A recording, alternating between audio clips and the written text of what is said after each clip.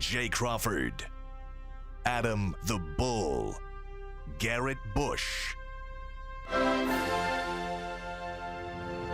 and so many big names, it would take me hours to say all of their names.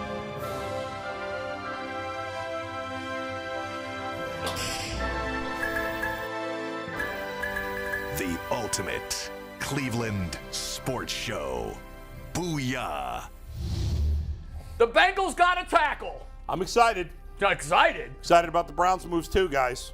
By the way, can I jump in here? That has nothing to do with football. Always. I've got it. Well, it's sports related, and Jay especially will appreciate this, and I'm sure he will agree with me. All right? Here's the deal. And it's a pet peeve I have that I'm really annoyed about. It's been going on for a long time, but it just came to my attention again today when I noticed it. When news reporters on TV, you are a news reporter, but you're a sports guy, really, who does news. Right.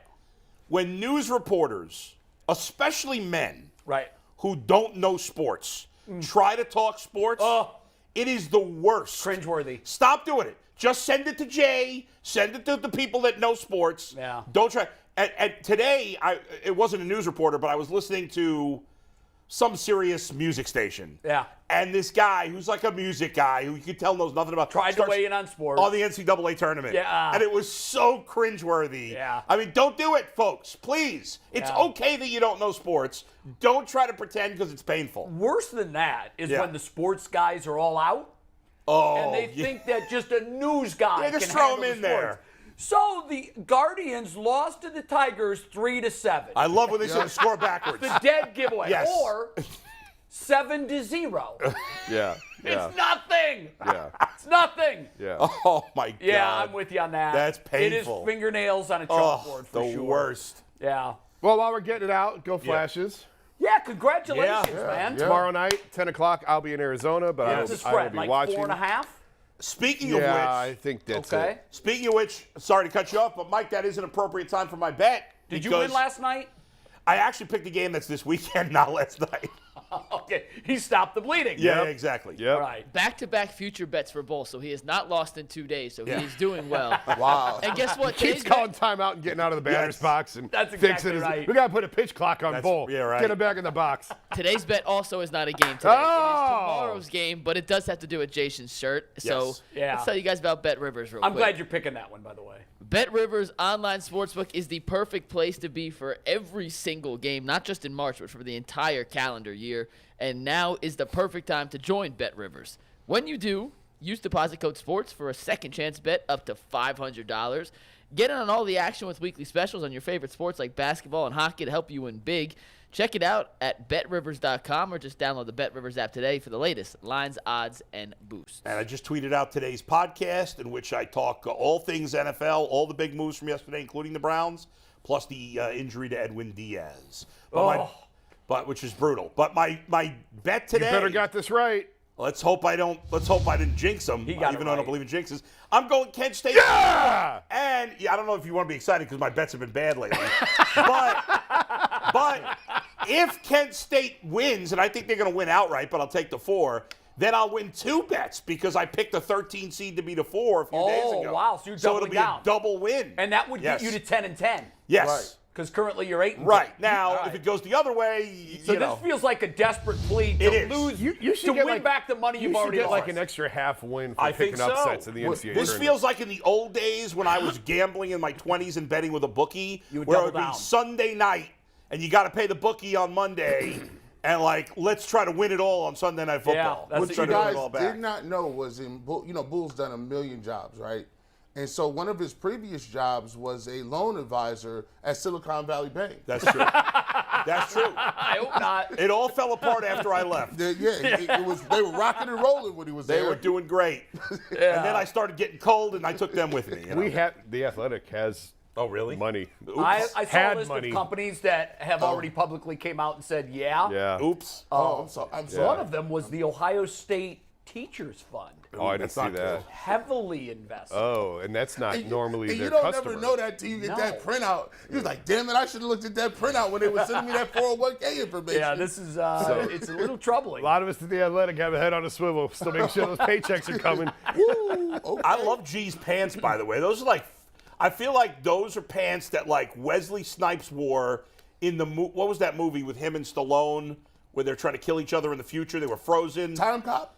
Oh, I know what you're talking Judge about. Dredd?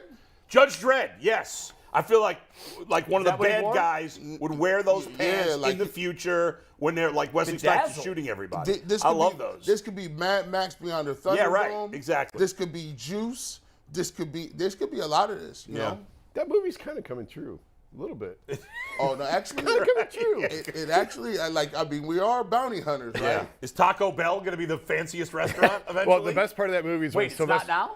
Well, top 5. Best part of that movie is when Sylvester Stallone needs toilet paper and he goes up the computer and swears like 17 times in a row, so he keeps getting the tickets. Yeah, so he can get 'cause you're toilet not allowed paper. to curse. Yeah, not allowed to curse. All right, busy show today. Yeah. We got Bulls bet out of the way. Cavs lost last night, and that game was entirely predictable. Yeah. Campy Russell's going to be in for the last half hour of the show. Set your alarm, kids, 12:30 to 1. Indians, Guardians, best staff in the Jacobs Field, Progressive Field era. Yes. So it goes back to 94. Who have you got? Right. We want 5 starters. We want 3 relievers.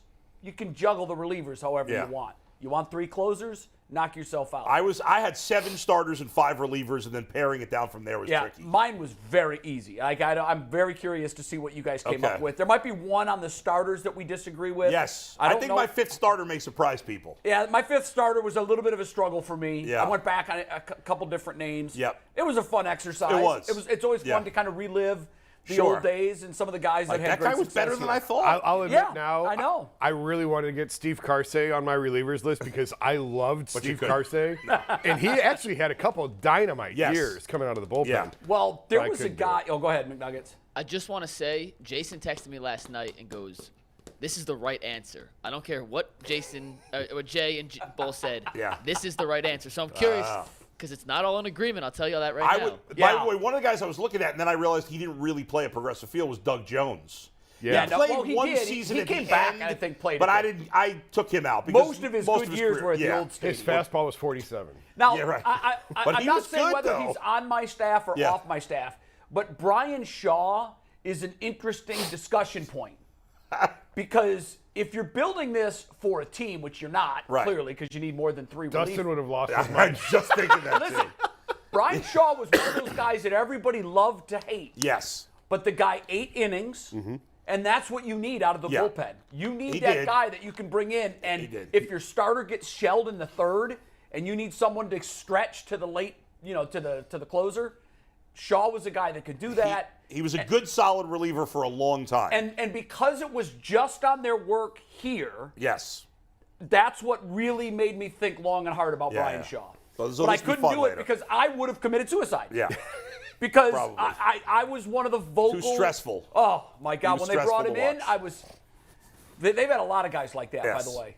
Guys that they brought him in and they always end up getting the job done, but not before they loaded the bases with Right, nobody out right, and went to a Bob 3-0 count. Wickman. Rob Wickman. Joe Borowski. Joe Borowski. Yeah. All of them. They were all Even cut from the Mesa. same cloth. Eric Plunk. Yeah. If anyone put Mesa on the list, I will fight you. I will fight think you I right did. here. He's I don't on my remember. list. Oh, I'm gonna He's throw on a my cherry. list. I think he Go was back my, and look at the season No, he had. 97 and World that is coming up Series. at noon. Like Yeah. Later. We'll get to it later. Sorry. We love baseball. We're going crazy. We do. 2 weeks to the start of the season. We're also going to talk about the World Baseball Classic, which if you've been ignoring it to now, I get it. Yeah. It's kind of way back in the background noise. But now we're down to the final 8. It's now single elimination. Team USA, thanks to Mike Trout and Mike Trout alone, they've advanced to the round of quarterfinals. So we're going to talk a little bit about that and the Edwin Diaz injury. Oh, my God. Yeah. Oh, my God. Meantime, Browns have filled out their defense, although they bring in 3 on the defensive line, but they lose 3 on the defensive line. So somewhere they've got to come up with more bodies, I would think. I don't think they're done on that point. But they did sign Juan Thornhill, who will fill the void left by JJ3. And 3 years, $21 million, 14 of it's guaranteed.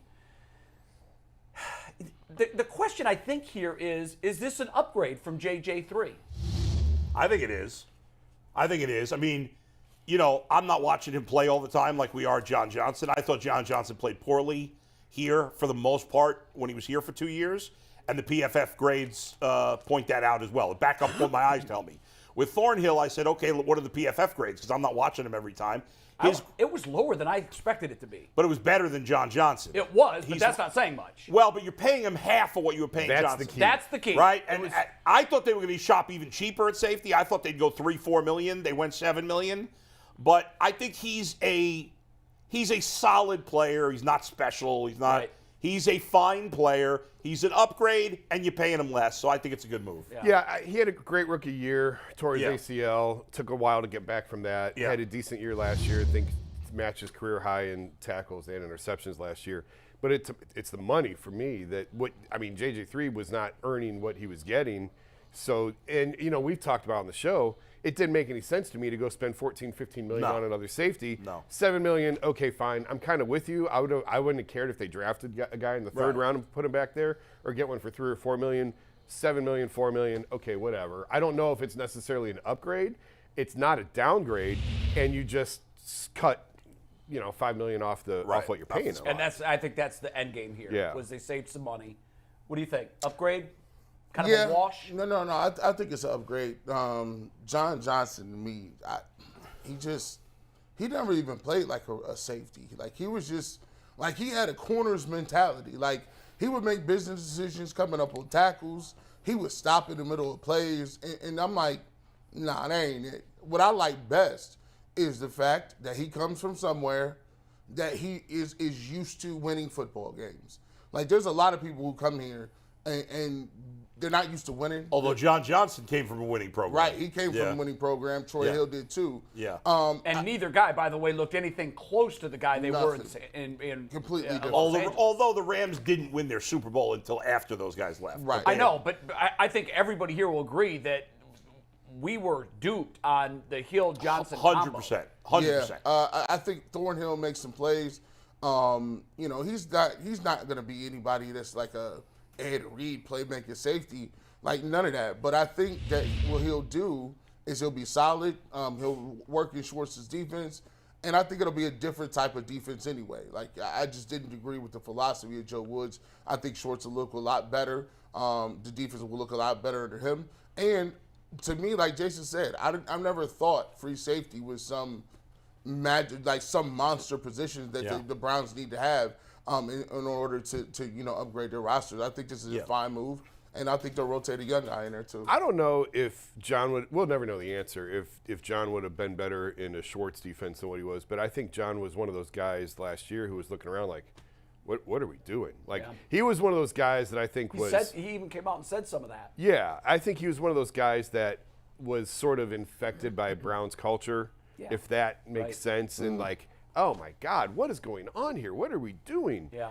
And I think he got really frustrated with some of that. My take on that is pretty much echoing what you just said. So when I'm looking at the 3-for-3 swap on the front line, I think it's an upgrade for sure. It can't be a downgrade. It can't be. We gotta let's save that. Let's save the D line. No, Mike wants I know. us to save the D line. I know, but the reason my point from Thornhill takes me around to your point is because, and it comes back to your point as well, I am now firmly entrenched in the mindset, and I hate to say this, but I think that Joe Woods was 80% of the problem.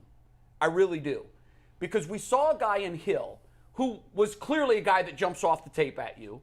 He came into this defense and looked pedestrian. He went back and looked a lot closer to the guy that he was before he came to Cleveland. In JJ3, I think it's the same thing. And I think your point's exactly right. He was looking around going, the hell kind of defense are we running here? Like, this not only does this not play to our strengths, we're exposing ourselves to massive gashes in the run game. Yeah. And I honestly believe that the biggest move at the end of the next year, I think we'll revisit this, but I think the biggest move the Browns made so far, notwithstanding what they're going to do, was bringing in Jim Schwartz. I have a firm belief that Woods was the problem top to bottom. Nothing looked right. Yeah. Nothing. I don't know that I agree of 85%. I definitely think he was a big culprit. I think there's, you look at other guys in the secondary who's played. Grant Delpit's play has gotten better, right? So he's. But Grant I thought he had some his best moments, year. though. Yeah. I thought he had his best year. But he's had some moments too. Oh, yes, he Denzel has. Ward. What in the world has happened to Denzel Ward? But even Denzel, I thought, played better in the second half of the year. And Which was 2 years in a row, Bull. They looked that's like true. garbage the first That's 8 true. weeks, both years. I just always hate to put too much on coaching because I feel like it gives I the know. players a pass. And I'm hesitant to But do I that. certainly agree with you that the Jim Schwartz move was the biggest move on defense. And here's the thing what the Browns have done on defense, and specifically in the secondary. Like, they have a good secondary. There's a lot of talent I like there. it. They didn't need to add a superstar. Right. I believe Thornhill. Now, think about it. As good as the Chiefs are, the Browns have a way better secondary than the Chiefs do. And so Thornhill is going to play with much better players on the Browns. And I think that, even if you're on a good team, I think if you're playing with weak guys around you, sometimes you try to do too much. That's true. And especially because, as you talked about, he was coming back from an injury. He did get better last year. I think he's ascending, and I think Delpit's ascending. I think the Browns secondary. Now, I thought the Browns secondary was going to be a strength last year, right. and I was wrong. But once again, I agree with you, much better coaching on defense. I think the secondary should be a big-time strength on this team. I agree. I agree with the 85% with Joe Woods. It's just when you watch them play, when you would go watch, and you would sit there and you would look at the way he would play on third down. It was just baffling to me. I just did not understand why you would not already know you don't have pass rushers, but bring no sort of pressure with quarterbacks that are going to sit back there and destroy you. So there was times when, and this has happened to me. I've played for coaches who I know have no clue. Do you know how embarrassing and frustrating it is to play with Sean's dad? And Sean's dad is the guy who don't know nothing about TV, and he's the same guy that Bull talked about in the beginning of the show. Yeah. The guy has never played sports. Yeah. He's your third base coach, and he's talking about hit the cutoff man. You're like, Yeah. bro, I'm gonna need you to stop throwing terms out there like that. He's telling grown men to chatter. Yeah. Hey guys, chatter it up out there. You know we don't do that no more. Yeah. What the hell are you doing? Speaking Sean? of which, G. Bush, let me tell you something. Let me sidebar on because it reminded me. Last night we had our Little League managers meeting. Wow. Okay. It's that time, yeah. All right. meetings. This meeting took almost 3 hours. Oh my That's God. absurd. Now, I will admit that I was one of the culprits that extended it. Oh, Of course But- you were. but- you can't ever keep your mouth closed. But that's true. That's true. However, I at least made quick points. The guy who, I shouldn't name names because they probably watch. Yeah, don't name But names. one of the guys there, he took 25. I mean, everybody's gonna know who it is, but he took like 30 minutes to talk about uniforms. Like, we don't need a 30-minute conversation on uniforms. No, that can be Do you settled in think 3 he seconds. knows he's that guy now? Yeah. Can you He's a imagine? great guy. He's everybody there is great. We had fun, and some of it was schmoozing, but Yeah. but it was fun. Meetings. I gouged my eyes out, brother. I'm not showing up to that. I love it, wouldn't though. I wouldn't even answer. If you think I don't answer text from this chat, Yeah. the text from that one, no, I don't have that. I like it though. For the record- I love being a big part of the Little League. Speaking of G answering text, G just sent us like a minute ago his 5 starters and 3 relievers. I was just Hey, like, I you didn't know what? know it Beat was the there. deadline. If By you the think Got that- it in. Shout out to Anthony for being a savant for being able to put this together. That, like, I was like, hold on. By the way, Leave us a folks. picture. When did By that the way, happen? folks, if you live or your kid goes to school in Rocky River, tomorrow is the last day to register for Rocky River Little League. All right, Are get you in. in a parent teacher UPTA too? Like, I take pride in being a coach in the league, and I take pride in the league, No, and listen. I want it to be good. And you go. all hats off to you. Thank you. There you go. Because I'll tell you, it's become a bit of a problem over the last 10 to 20 years. Yeah. Getting volunteers yeah. to coach kids is really, really I love it. challenging. I don't know love that it. they've ever had more difficulty finding coaches Seeing to a do it. kid improve, Yep. obviously I want my own kid to improve. Yeah. But when I see these kids get better as the season goes along, it's so fun. And there's a light that goes off in all Yeah. phases, whether it's defense, running the bases, at Absolutely. the plate, and that is rewarding. When And- you see a kid Yeah. start to understand why pitch selection is so important, Yeah. and then you see him become It's a better awesome. hitter because of that, it's great. And teaching them to be a good teammate and Right. a good winner. You know. How do you like your team this year? Have you drafted yet? Not yet. We're doing. Last year, the board members picked the teams, which was a disaster. Was that like a COVID thing because they didn't? Well, that's what they had done during COVID, so they stuck with it. Now it's not really. How we're doing it is we're drafting the teams, and then once the teams are picked, then we pick a number out of a hat to see which team is your team. That is really smart. This way we make them even. And there's no risk of somebody's loading up a team. Right, and then your kid, if he's not on your team, you trade for an equal talent. I've never heard of that, but I like that. Okay, so in general, let's recap some of the other moves from yesterday. Fletcher Cox was a guy who we had a before that, on. Jay, we got to get to the one other Browns move. Oh, yeah, didn't go really ahead. hit on it. Yeah, well, I didn't think much of this move, but go ahead. It's a small move, and I just forgot his name. It's Maurice Hurst. Maurice Hurst. So Maurice Hurst, but here's the interesting thing. I don't think this is a nothing move. I know he's been hurt. He didn't play last year. The year before, I think he played 2 games. Years. He's basically not played for 2 years. Right.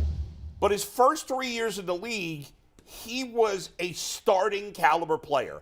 And listen, we all get enamored with the big, sexy names and the superstars. We do. But what have we said for the last year? The Browns have some superstars, a good amount.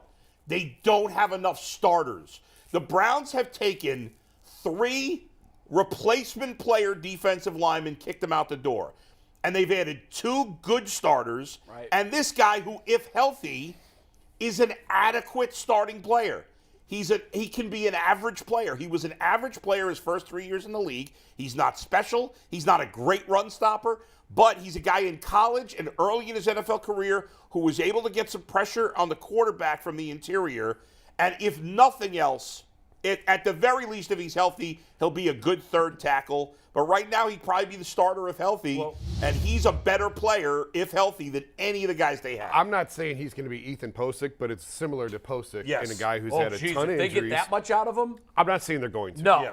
I'm just I saying. know what you're saying. It's a flyer. It's a flyer. It's a no-risk flyer of a decent talent. It's a move on the margins, which we've pointed out time and again, they've actually excelled at finding value on the margins in free agency. They've struggled on their big swings, but these one-year guys, they've actually gotten a lot of value out of. And that, I think, is clearly their, as they're sitting in their war room coming up with their chess strategy. Right. We had said it all year long, felt like studs and duds, particularly on that defensive front. Right. Yeah, you had Clowney and you had Garrett, but you had a whole bunch of Pringles chips in between them. That's right. I think they got 4 legit starters now. They're not all great, but they're starters. They're going to fill spots. Yes. And they're not going to be gaping holes that we talk about every Monday as how is this guy even in uniform? Exactly. These are brake pad moves. If you got scrubbing brake pads and you change your brake pads, that's great. That's beautiful, right? But if you ain't got no good tires, you might as well chalk the brake pads up because you can't go nowhere without the tires. So these are good moves. I like them. They're really savvy. However, these moves mean nothing. They are only validated if they get playmaking receivers. Because if they don't get those, you can have average defensive linemen and plug and play and all that good stuff, and that sound good, but you're going to need about 40 points. You need them points, bro. So the defense will be better. I give them that. I like what they've done. I'm still on the B. I moved it up to a B-ish, B-minus-ish, what one of those ones. But I'm still saying, to make this whole move look good, you need them receivers. And I still need 2. I'm not going to knock y'all B-minus still, but it has more room to grow if you get the playmakers, and I think they could get them. I think we all agree the Browns still need at least one proven good receiver. Yeah, but absolutely. Here's the thing. But again, you can't do everything on the first day. I mean, the Browns have added 4 starters on defense. Definitely 3, potentially 4 if Hurst is healthy. And that's good. They're all at least slight upgrades. I think Hurst is a slight upgrade over whoever the hell they were starting at defensive tackle. Same thing with Thornhill. Certainly the other 2 spots on the D-line are big upgrades. You got to be happy with it. Yeah. If we go to training camp and the Browns are looking at the same wide receiving core that we have now plus a rookie, none of us are going to be happy. But there's a long time between now and training camp. You're right. None of us will be happy. McNuggets has one thing he's looking for in the wide receiver that they bring over. Like one thing this person must do every day. And that's start their morning with a Built Bar. Because if they don't, they might not be healthy, and we need the Browns receivers to be healthy. And whoever they sign, trade for, or acquire in the draft, they'll be using promo code LOCKDOWN15 for 15% off Built Bars at Built.com, getting those 20 grams of protein in with every meal. I do have one question on Hurst for you guys before we move on to the rest of the moves here. With Tomlinson and Hurst, at least based off PFF grades, which is not the end-all be-all, two guys who are better from interior as a pass rusher than as a run stuffer. Right. See, but are you worried that these hasn't addressed the issue we still had last year with those two guys? Well, that's a fair point. I think it's misleading, though, with Tomlinson, because Tomlinson was better against the run this past year. In his career, he's been a very good run stopper. This year, his run defense was down a little bit. I don't think he's saying he's not. I think he's saying that if you're looking at one's a fastball and one's a curveball, his strength is getting after quarterbacks. I think that's the case with Hurst. I don't think that's the case. Do you? I always thought it was. I was reading the text. Yeah. Say it again. He was saying Tomlinson and Hurst. Tomlinson is better against. Or at least last year was better against the pass than the run. Yeah. And so McNugget's point is where this team really needed help was a stalwart run stopper. Yeah. And the guys they brought in, that's not their calling. But I guess my question would be, who'd you want him to go get? Like, who else was out there that was going to be that guy? And here's the thing, I don't know. I mean, if you can go get Deron Payne, yeah, I'm in. Well, Sign me up. we all knew that wasn't going to happen. These guys are, like, Tomlinson's been good. His grade was a little down against the run, but they're still both adequate run stoppers. Look at the quarterbacks in the AFC. Most of these teams are going to try to beat you through the air. Yes, the Browns got killed and teams went run heavy against them. Yeah. I think these guys are good enough. They definitely need another linebacker at some point. Maybe that's something they're going to do in the draft. But they've gotten better on the defensive line overall, and that's the most important thing to me. Well, I think as a defensive lineman, all defenses aren't created equal in terms of run and pass. Some defenses are predicated on we will stop the run no matter what they say. And you can do that with enough people up there. Some people say we're going to get pressure with 4 guys. And so that, they're not going to do too much. If you hear that as a defensive lineman, you're like, well, look, I might want to hit my move quick because we're not getting no cavalry coming in. Yeah. So there's things you can do.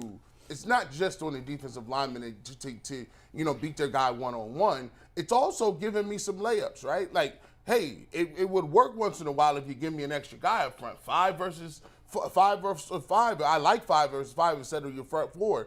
And mixing up your coverages and mixing. See, the Browns did a lot of just lining up in what they was going to be in and just showing nothing. The same thing pre-snap. Nothing exotic. Nothing. There's no moves. It was just like, here we are. This is what we're doing. Come get us. I want to go back real quick before Bull hijacked us with Little League. When you want to blame Joe Woods, and I agree, Joe deserves a fair amount. I think 80's a little high. And to the point we're kind of talking about, I think Joe can throw his hands up and say, look at what you gave me. Well, look at the defensive tackles you gave me. I'm not making excuses right? for Joe. However, I think the combination was lethal. And here's what I mean by the combination. The lack of power up front and Joe's conservative ways where he did not want to get beat. Joe was going into every game saying, just don't get exposed, just don't get beat. So that what did he do? He just blanded down the defense and came with 4 guys all the time. Let me give you an example of this. JB, there's one thing I do like about JB is when he said, look, you guys clap it up. Every time we get a defensive 3 seconds, we'll take that. You know why? Because we want to be aggressive. We want to be living on the edge. If we get a couple of these calls in this defensive 3 seconds, it's a point. Who cares? We're going to do it again next week. But with Joe Woods, he was scared to even give up he's like, nope, nothing over the top. And you can't blame him. Nothing over the top. He didn't have the horses. So it was a lethal combination. You had a conservative coach with no horses up front. He played it by the book, and everybody from week 3 on knew exactly what they were going to see when they played the Browns. Death by a million cuts. And I think the biggest reason that a coach can have success or can fail, half of the battle in the NFL is knowing what the other guy's going to do. It's the same in baseball. If you know what pitch is coming, your odds of success improve dramatically. If you know for certain what a team is going to do, your chances of stopping that improve dramatically. Sure. And when teams played the Browns, they looked at the tape They knew what Joe's body of work said, and what it said was, we're never going to have to worry about exotic blitzes. We're not going to have to keep guys in to help. We're going to be able to push the ball downfield, either through the air or on the ground, because he's only sending 4. And we know where it's coming from. And pick up. And none of the 3 of the 4 weren't any good against the quarterback. And 3 of the 4 were just Jags. Yeah. That's it. By the way, I'll downgrade that a little bit. 85 is high. You know, that's the knee-jerkism. You're going to go 84, aren't you? No. 77? I'm gonna go down to 69%. Oh, I like that. It's a good number. 69%. I'm sticking Lunch. with 85. Nice. Yes. I'm sticking with now, again, the hand that he was dealt, he's not going to go poker face and go all in with a couple of 2s, a 4, and a 6. And then Jay, on top of that, you had Jadeveon Clowney telling him, "Hey, bro, I'm not playing on first and second down, dog. No. You can chalk that up." It was a stacked deck. It was a stacked deck against Joe. Come on. But all of that being said, I think the problems that we saw, the consistent blown coverages, the gashes constantly from teams that had no business running the ball on us the way they did, I think that was just the wrong guy leading the wrong team, and it was a disaster. Guys, I'm curious. I wanted to talk quarterbacks here for a minute because Aaron Rodgers is about, they got to work out the compensation, but he said on McAfee's show he's going to the Jets. Any thought that the Packers are going to foil this whole plan, by the way? No. I think the Packers are just thinking, we have some leverage here because the Jets are desperate. But they also need to. They need closure on this. I think they want to. But why do they need closure today versus a month from now? Well, no, I'm just saying eventually. I'm not saying right. when. I mean, we saw last year with Baker and Carolina. Look how long that took to play out. Right. I had someone tell me yesterday, Yeah. not reporting this, but they were pontificating, like basically asking the question out loud. Okay, great. He wants to go to the Jets. What if the Packers don't want to play ball with that? What are their options? What can they do? Yeah, I mean, and also we know this for sure because other people have reported this. There's a lot of pissed off people in Green Bay, and I'm not talking about fans. I'm talking about the front office. He's basically giving a team a wish list, a team that he's not a member of. Well, he claims he's not doing that. Well, of course I don't believe him. Well, but, of course he's going to claim that, Yeah. but too many people with blue check marks reported that that's exactly what happened. Yeah. And some of those players were poached off of the Packers roster. Yeah. That's funny. I mean, it's almost like, is there some sort of tampering going on there? Well, they're all free agents, but Aaron Rodgers isn't. Well, no, he's not fair. That's true. And that's why they gave him. The Packers gave the Jets permission to talk with him. Understandable, Yeah. but like when you think about how far things progress, Yes, the tampering question is a legitimate one. it is. But ultimately, I agree with Jason. I think the Packers want to move on. They're ready. They got to see what they got in Jordan Love because he's a free agent at the end of the year. They need to play him. By the way, I think they're ready for that. I don't know if he's they've that been good. ready He's for that. barely played. Looked pretty good when he came in for him last year. Yeah, but he didn't. He only threw like 20 passes. I mean, I know, but I'm just saying he looked like an NFL quarterback to me. But they got to find out, right? They got to find out. So they want to play him. I think eventually it's going to happen. But think about the quarterbacks in the AFC versus the NFC. I mean, in the AFC, I think Rodgers is going downhill, but whatever. I mean, the AFC quarterbacks are loaded. In the NFC, who are the top 3 quarterbacks in the NFC? Listen, it's so top-heavy right now in the AFC. Yeah. To me, it feels like the NBA, the East versus the West. I don't think there's ever been this disparity in quarterbacks between one conference and the other. I can't remember. I think one of the top 10 quarterbacks is in the NFC. 9 of the 10 are in the AFC. Yes. The only one is Jalen Hurts would make the top crazy. 10. It's Who's the really second best crazy. quarterback in the NFC? Dak? Daniel Jones. Stop. Gino. He's better than Dak? No, he's not. By the way, as long as we're talking quarterbacks, let's talk about our old Right. Too Jacoby old. Brissett. Well, Baker we mentioned yesterday. Baker we did yesterday. Jacoby getting Jacoby double the got guaranteed double money.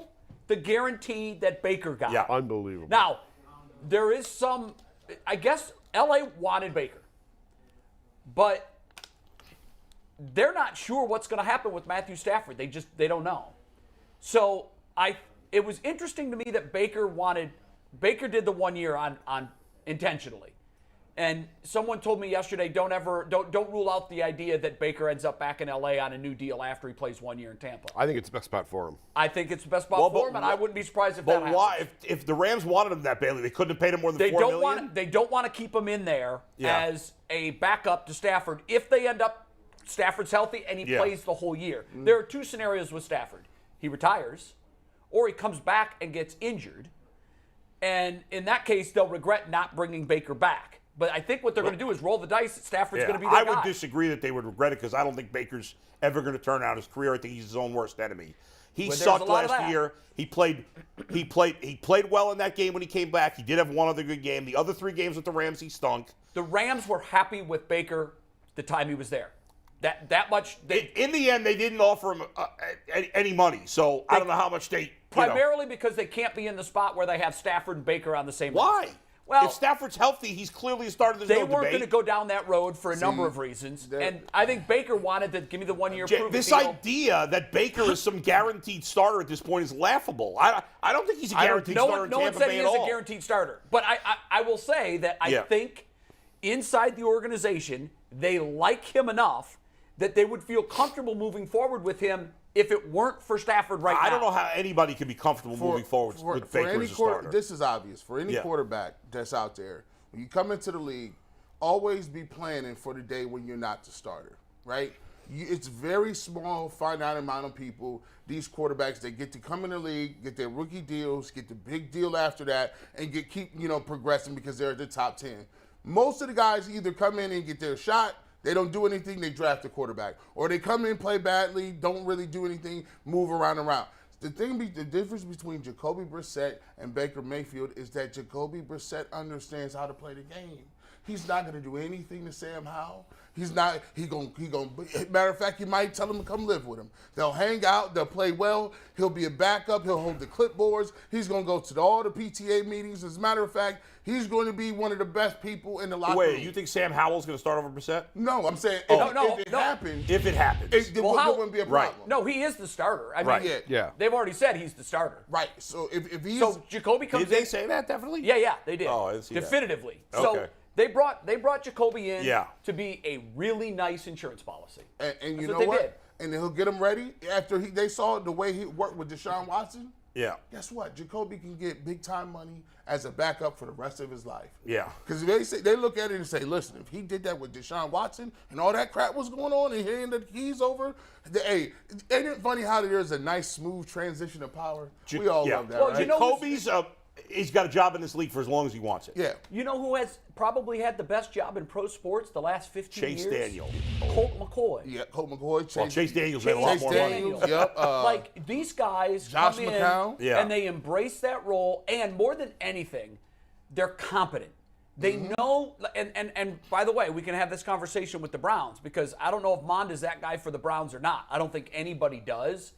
But if you get to a stretch where mid-season, and this is not a stretch, where Deshaun's going to miss 3 games with a tweaked knee, would you feel more comfortable with Kellen Mond, or would you feel more comfortable with someone like Minshew? Well, here's 6 veterans that are still out there. And remember, the only team that still needs a starter is Indianapolis doesn't have a starter. Right. And I guess Arizona because Kyler Murray's going to miss most of the season. So Murray. probably 2 of these 6 guys will end up there. Right. Okay. But that's going to leave backup jobs for the other 4. And if, Baker, who could be a starter, got only $4 million guaranteed, maybe they can get one of these guys for $2-3 million if they want to do it. Sure. But between these 6 guys, forget Jeff Driscoll and Kyle Allen. Ignore those. Bridgewater and Minshew, Carson Wentz, Joe Flacco, Marcus Mariota, Matt Ryan, and then the 2 from that To list. me, Bridgewater those are and Minshew. all the same guy. All of the guys that you mentioned, the last 4, I'm pretty sure they're all the same player. I've never seen all 4 of them in the same room at once. Yes. Like, aren't they really the same guy? They're just these interchangeable. I think what I would do. They've had great moments. I think the guy for the Browns to get, if you can get him for $2-3 million, if I have to choose, would be Marcus Mariota. His game, his style of play is the closest to Watson. Yeah. I mean, it's not really close, but it's the closest. Yeah. I think he's probably at a point in his career where he realizes he's a backup. And, a lot of times it's hard for first-round quarterbacks to adjust to that. Sure. I think, I'd be okay with that. I mean, I think that makes sense. If you're going to go the veteran route, I think Mariota's, and my second choice would be Minshew, but I think Minshew could end up as a starter in Indy. But I would take Minshew then Mariota, but I would have a problem if they couldn't get Minshew and do Mariota because I think you could See, Kevin Stefanski can always revert back to the run-heavy playbook. He knows that. He's like, hey, grab me a couple tight ends. Let's hand this ball off a few times. We'll get that done. But I like Gardner Minshew, too. I think he'd be on the top of my list. I actually would take Matt Ryan. I would take Mariota 1. I'd put Matt Ryan as my second choice. I just remember back to some games last year with the Colts. But the hope is he's not playing. But what he could provide, I think, throughout the week in the quarterback's room. That's true. And helping, I kind of like that. And helping Deshaun. Yeah, I like that. Not that veteran Deshaun, presence. we act sometimes like Deshaun needs all his help. He really doesn't. But I just like another set of eyes, someone who's seen it all. Someone who's familiar with what Kevin has run in the past. I like that. Carson Wentz is the last guy I'd want of all of them. Yeah. I want to go into this thinking that he's going to start 3 games. Because what percentage of the league's quarterbacks started all 17 games last year? Can you check that out, Mike? And you can't. I'm on it. There may have been a couple of guys who just sat week at the 17. end because they had something wrapped Right, up. right. I bet I think it'd be higher than you think. Yeah, I Maybe bet I'm you. wrong. I don't know. I would guess it's at least half. So we if know the not Browns higher. didn't, the Steelers didn't, the Ravens Ravens didn't. didn't. So that's the 3 in our division. Right. Although the Browns, it was not because of injury, it was because of suspension. Philadelphia didn't. The 49ers didn't. The Dolphins didn't. Yeah, the well, Raiders The Buccaneers did. We'll run through the numbers real quick, but Yeah. bro, I do want to remind you that BetJack is the official sports Sure. book of the great state of Ohio. The time is now, Ohio sports fans. Sports betting is live. Download the BetJack app today. It is the official sports book of the great state of Ohio. So I'm on ESPN. This doesn't sort it exactly, but here are the top quarterbacks by number of games played. Mahomes played 17, Herbert 17, Brady 17, Cousins 17, Burrow 16, but I think that one game is the Bills game. Yeah, they didn't play 17. Yeah, that didn't games. count. Yeah, Okay. so that's So 5. So that's really 17. Count him five, as 5. Yeah. Goff 17, 6. Josh Allen 16, but They 17. didn't same play a thing. game. That's 7. Geno Smith 17, 8. Trevor Lawrence 17, 9. Rodgers 17, 10. Daniel Jones played 16, but sat out week 17. That's he counts. 11. Yep, he counts. And that's about That's it. a But then third you have of the league. Hertz played 15, Wilson played 15, Carr played 15, Davis Mills played 15, Mac Jones played 14. Brissett actually played in 16 games. Yeah, he which is came funny. in a He lot. doesn't really count. Yeah, I mean, Quarterback he doesn't sneaker. A count. couple of those And the were fourth not. Justin and the Fields fourth played down 15. thrower. A couple Okay, of those were so- not because of injury. So that is a little more than half played 14 games or more. yeah. Yes. And so if I'm being completely fair to my team, Yeah. I'm going to plan on my backup quarterback is going to start 2 to 3 games. Yeah, And- that's fine. And yesterday we had the conversation. Oh, if he gets hurt at all, it's No, I don't think. No, You know, we were saying if it's a season injury. Well, season in, yeah, Yeah, of then course. it's, yeah. You know, 2, 20 3 teams games. Yeah, lose their starting quarterback. 2, 3 games. Yeah, you can. 2 or You 3 want a games, quarterback that can help you survive. You need a bridge, and Yeah. they have to make the decision. They see Mond every day in practice. They know what he is. Right. I don't. If they think that he's the guy and they can live with him for 2 or 3 games, keep him and roll the dice. But if you don't, you better go out and you better get a Minshew or a Matt Ryan or somebody that you're not going to have to. And last year, I thought Brissett was the perfect guy. He was. Because he's done that throughout his career. Right. And he played way better than a 4-7 quarterback. His numbers were good. He should have been, I think, at minimum 6-5. And I don't know. He had a hand in some of those. He had a He did, hand in but- some of the okay, losses, well, but we'll just go 2 of them right off the bat. The Jets game. What the hell did he do in the Jets game that cost him the game? Threw a I know pick he at threw the the end. pick at the end, But he never should have been in that should position. happened. Never should have been in that position. If we take a knee, right, sure. the game is over and they're 2-0. But he didn't play well in that first game, and they won that game. He didn't play particularly well there. No. Listen, overall, he played well, and the defense was more to blame than him for the record. That's why I say I don't think it's a we'd stretch agree to with think that. he could have had Yeah. 6 wins last year. But, yeah, I mean, it'd be interesting. Again, Mariota and Minshew could end up as the starters in Arizona and Yeah, Indy. there's still these guys. I'm sure Mariota, for one, wants to Is go somewhere where hoping. he can compete Absolutely. for a starting job. And if those 2 guys are off the board, I probably would be with you on Ryan. I like Ryan over I Minshew. definitely I'm don't not a like- Gardner Minshew guy. I don't want Wentz. Yeah, I don't think I want Wentz. I don't really want who else did I mention there? I'd be Joe fine- Flacco. Joe Flacco. I Guys, guess he's the same as Brian. I would really. be perfectly fine if the Browns Wentz, draft. Flacco, and Ryan to me, they're like Yeah, to me, they're they close. are the same. And even Mariota. To me, they're all in the same class. Flacco killed the Browns last year. It won't bother me at all if the Browns draft a quarterback in the 4th or 5th round. No, I won't be. I won't be. 4th saddened by that round, either. too high, I think. But if he's going to be if you're looking at him as your Chad Henne, I guess. You know but what? it Though, too with high? quarterbacks, it's interesting. I think teams reach on quarterbacks early, and then there can be a lull on quarterbacks in the third, fourth, and definitely. fifth round. Quarterbacks And then in take the sixth seventh round, a lot of teams will take a flyer. San Francisco did it last year. Right. You take a flyer on a guy, what the hell? Yeah. They do have, the Browns do have more picks than rounds 4, 5, 6, and 7, right? Don't they, They have? do. Yeah. So I think maybe, they have 2 4ths and 2 5ths I think or something. they do. So maybe they take a flyer 2 4s. Okay. with Yeah, one of maybe. those, maybe an extra third or fourth, see what they can get. If the quarterback that they really, really like is on the board, then go for it. What was interesting was they keep Mond on the roster all year? Was Mond on the roster the whole year? No. Halfway No, through. they got him picked him midway up. through the year. Did they? But they. Yeah. I don't know Yeah, how I mean, committed to him they are. I don't know. We'll see. I think if you can get a veteran cheap for under $4 million, like $2-3 million, Yeah. I think you do it. If not, but in the end, I agree with Jason. If they draft a quarterback late, somebody they think might be a good guy to be backup, I'm fine with that too. What do we think of Fletcher Cox? I think he gave a hometown discount to Philly. He was a guy that everybody in Cleveland we were all excited about him. Well, Philly lost a bunch of guys in free They agency did. initially, Yeah. so we had heard yesterday they were going to cut Slay. They ended up signing him to a new deal. So this guy's been in the league forever. He don't want to change teams now. I don't blame him. No. And I don't know that it would have probably been could've wise got- for the Browns to give him $12 million, No, which probably would have taken, at least. I think, at least 12. Yeah. So Yeah. I'm not disappointed that they didn't land Cox No. because of what the price tag would have ended up being. I know the Browns in their 4 ads on defense didn't sign any superstars, but superstars don't end up on free agency pretty much.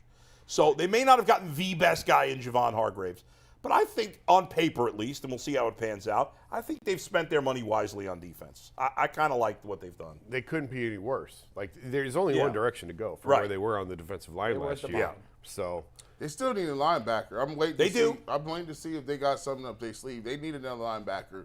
They I do. mean, Bobby the- Wagner is still. By the way, he's one of the. There's not a lot of really. Most of the remaining free agents are like low contract guys. There's a few. Bobby think- Wagner might get a decent amount of money. I A think couple for the other most guys. part, though, the free agency period, there's still some guys that need Yeah, to be that's moved. C.J. Quarterbacks. Gardner. Yeah, your he's guy, available. He's still available. But I think for the most part, the dominoes have fallen. most of the big guys and are off now the I board. think, Jason, the Browns are looking towards trade and draft, correct? probably. And who knows, Yeah. maybe they have something up their sleeve like they did last year with Amari Cooper. Cooper came earlier than this though. No, but I'm just talking about the size of the deal. Yeah. Holy cow. That was, I think they fleeced the Cowboys. Oh, they for sure Big did. time. Like that was one of Andrew Berry's best moves. And maybe they can pull Was- something off like that again. But that was getting out ahead of the market, and now I don't know. the market's been set now. Yeah, the market's sort of been set now. So Yeah. I just think the timing's a little bit different this year They than what can that make a was. move. If they can get the right piece, they can catch some people. The Ravens are in influx. People saying that he might not sign that deal. They still don't really have any weapons like that. You look at the Steelers. Obviously, they do have Pickens and they do have Deontay Johnson. But there's some guys that you can catch, and you can fall off too. The Jets just got better. the AFC is loaded. They loaded. I mean, it's loaded. So tough. when you start talking, it's important not to look at your roster in a vacuum. Like, oh, well, our roster this year was better than it was last year. We should be. No, you can't do that. You got to look at what your competition level is and where you need to go. You know how many teams have good quarterbacks and offenses? You're gonna have to get somebody. Not rookies. Let's talk about Brandon Cooks, because he's a guy that I think we've all identified. We'd Yeah. be thrilled if we could get him. What would the asking price be for Cooks? I said 2 3s yesterday. I think that's high. Both threes.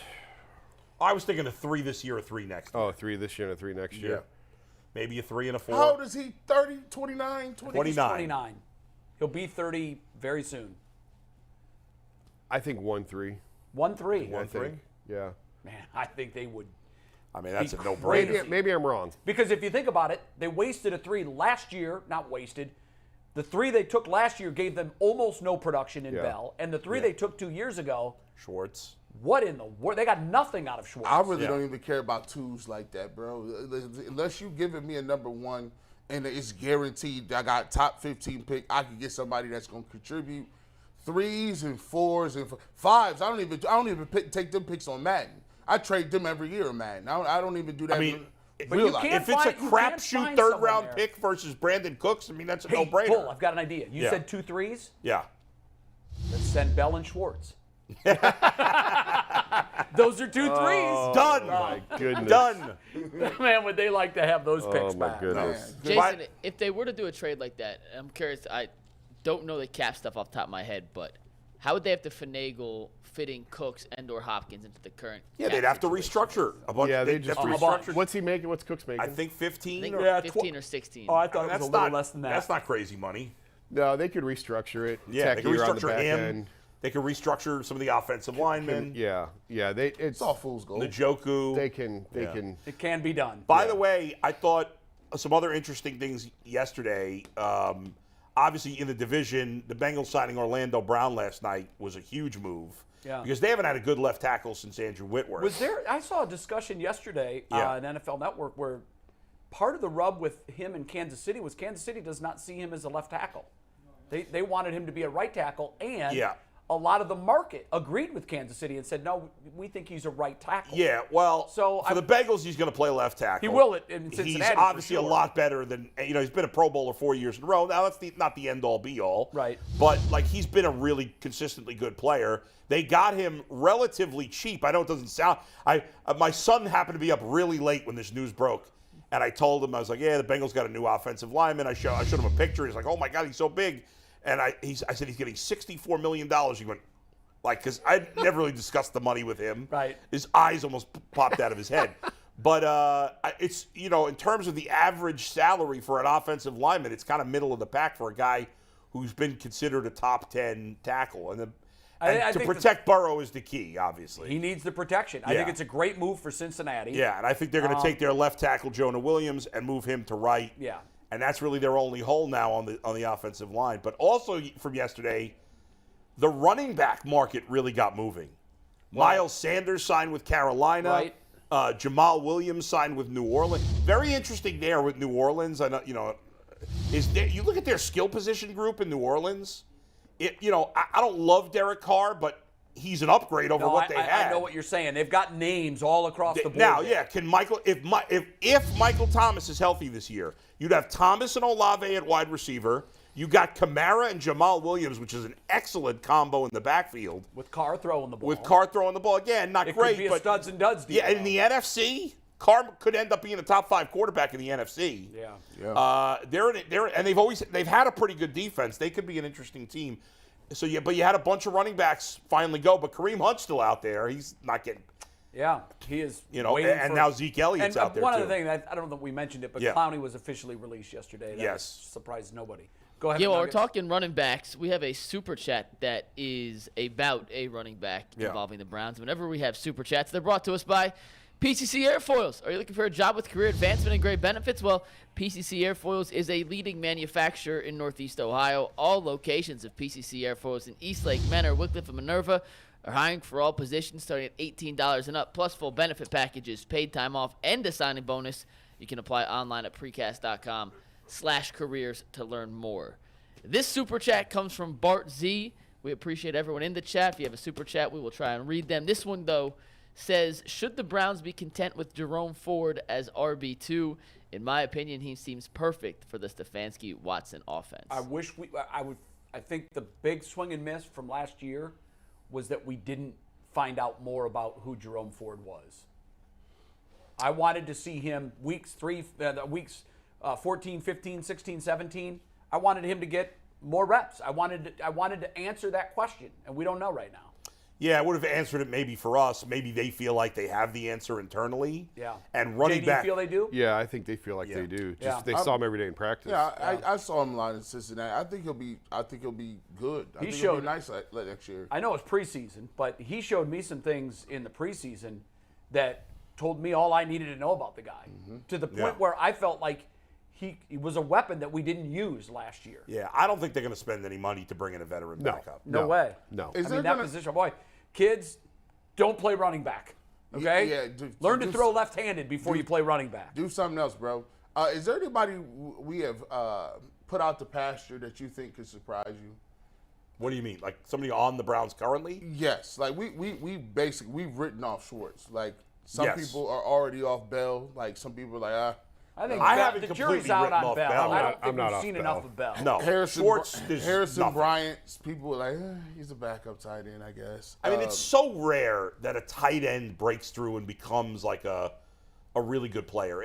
It's a position where there's very few guys who play at a high level in terms of pass catching. Supply and demand. That's why Yeah. you see some of the contracts. Right, that that's you why do. Njoku got paid what kids he did become because he's tight pretty ends. good. You Yeah. know, like Yeah, don't be running backs, be tight Like, ends. Be a tight end. You know, you got JOK and Phillips, like at linebacker. Like people don't really. They're like, ugh. I felt good about JOK until DeQuell told me he didn't like him, and then DeQuell just destroyed him. and I was like, well, DeQuell does a lot better than I do on linebackers. And DeQuell's kind of kid gloves. Yeah, he's not. Like, I really- mean, he's not usually killing not people. He's not that bombastic. No. He was just like- like, oh no, he needs to be cut. And then I tried to be like, "Man, was that hyperbole, DeQuell?" He said, "Oh no. No, he doubled down on it. Oh You no, asked him. Bye. Like I'm talking about, like refurbish, get him up out of here." I'm like, okay, man. Yeah, that was So strong talk. Is there any one of the guys that are down the liners who you think, they might have a breakout year, or you think they're just gonna be what they're gonna be? Like a guy, I a think guy Winfrey, of that level. if he matures, That's actually the first name I thought of. if he comes around on the the personality Yes. side of it and gets a little bit more maturity to him, because let's face it, guys, at that position you need a lot of sunlight and a lot of water. you just don't throw them in the ground and watch an oak tree pop out like you can at some positions. You got to till the soil. You got to water them, fertilize them, give them all the sunlight in the world. It takes a couple years. Yeah. And I think he has the tools. The question is, is he going to be his own worst enemy, or is he going to really look at this and say, you get one shot, let's make the most of it, and This is a big see what year. we get This with is a him. big year for him. I think Huge having year some of for those, the two veterans they've added at defensive tackle, You think those would be good I rub-off think guys those for would be good him? influences on him. Well, I didn't look at it as influences. I looked at it as, okay, now Challenge. it's a little bit of protection Yeah. now, so that if Winfrey doesn't grow up, if he still has maturity issues, you're not just absolutely gashed there. Now you can bring him along slowly, and if he's ready to play, then that's great, because most good teams have multiple guys that they can just roll in waves at that position. The Browns are just one of the few I don't know that we've can't. ever ranked it this way, but it'd be interesting to rank in order positions that you can rely on guys right out of college and the ones that just take the most maturation. I would say the number one out of college is running back. Well, wide receiver too. Running back. I and think running receiver. back is number one. Wide receivers. I mean, if you Yeah, look but at what wide- some of the rookie wide receivers have done recently. But that's just a recent thing. Running backs has been all the time. Yeah. Yeah. Right. yeah, Like, I mean, how often do you see a running back? Almost every great running back is great immediately, and that with might almost be no because exceptions, unless they didn't play right away. if you think of the athleticism, the average 22-year-old versus the average 30-year-old. Yeah. So that's one of the most athletic positions, that Right. and corner, Yeah. I think. So the running back makes sense. I mean, Zeke was a man at Ohio State. Can you name a running back who wasn't great, like a guy who's a really good running back that wasn't great within a year or two, as long as they played? Like Alvin Kamara wasn't playing right away, and Yeah. so but a guy that had a I mean, chance. Kareem Hunt came in the league and set it on fire out of Toledo. Murray, but he didn't play. DeMarco Murray. Oh, DeMarco Murray. I can't remember him early in his career. He didn't early in his career. He was splitting time in Dallas. I think they Yeah. still was having Felix Jones. Or Like something. the one guy I would say, like Josh Jacobs was pretty good, and then last year he had a great year, his first Right. great year. But most of the guys that are good running backs are good right off the bat. Yeah. As soon as they get the chance. It's Yeah. rare that's like he's mediocre for 3 years and now all of a sudden he's really good. Derrick Then he- Henry was just average his first but he 2 didn't years. play that much. Look at how many carries did he have his first couple of years? How many carries do you think he had in year 2? Oh, I think he was the Year stalwart 2? back right away, wasn't he? Nah. I'll say he had think he 110 was. carries his second Well, I year. bet more than that. He had 110 as a rookie, 186 his second year. Yeah, he was. All right, but what was his numbers his second year? 176 carries, 740 yards, and 3 touchdowns.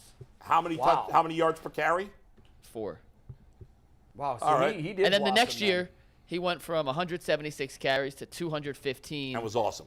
Cracked 1,000, 12 touchdowns. The year after that, Yeah. he was All awesome, right. awesome. So it took 1 year. But he basically. wasn't terrible. He was productive, No, I just don't think not he was ever superly terrible, featured. but But there are a lot of positions where it takes 2, 3, 4, 5 and years. I think defensive line is one of those that it just takes defensive a lot line, of time. especially tackles. Yeah. I think tight end is another position that takes a while. Oh no, tight end is the hardest position to me. Yeah. Because you gotta block grown men. You're playing two positions. Yes. Yeah, you are. You're a pass catcher lineman and a blocker. Yeah, you're right. And it's a lot to and then you're expected when you hear tight end. Everybody wants to be you. You need to be Kelsey. Yeah. So if you drop a few balls, they're like, "Oh, he's trash." But Yeah. you might be a good blocker. But it's just 2 and 1. And Look at the last quarterback couple is of years, there's been fascinating. some big tight ends taken with no success. Quarterback's fascinating because the stars are often great right away, especially these days. Yeah. But there's another group of quarterbacks that take longer. Absolutely. And Yeah. a lot of times they're not given a chance. Now, I don't know what the future of Jared Goff is, but he was so up and down early, and he really played well for Detroit this past season. He was great I last wonder if year. he's going to now be like what he's never going to be elite. But is he gonna be like a Kirk Cousins or even a Derek Carr, where he's solidly in that lower second tier, where you could win with him, and if the team's perfect, you got a chance. Last year, I would say he was above Kirk Cousins. Kirk Cousins had a good year too last year. God, their offense last year in Detroit was insane. The second half of the year they were great, and remember this year they got Jamison Williams, who was a first-round pick, Right. who missed most of the year. They kept Green Bay from the playoffs just because. I think they're going to win the division this year. Go ahead, Mikey.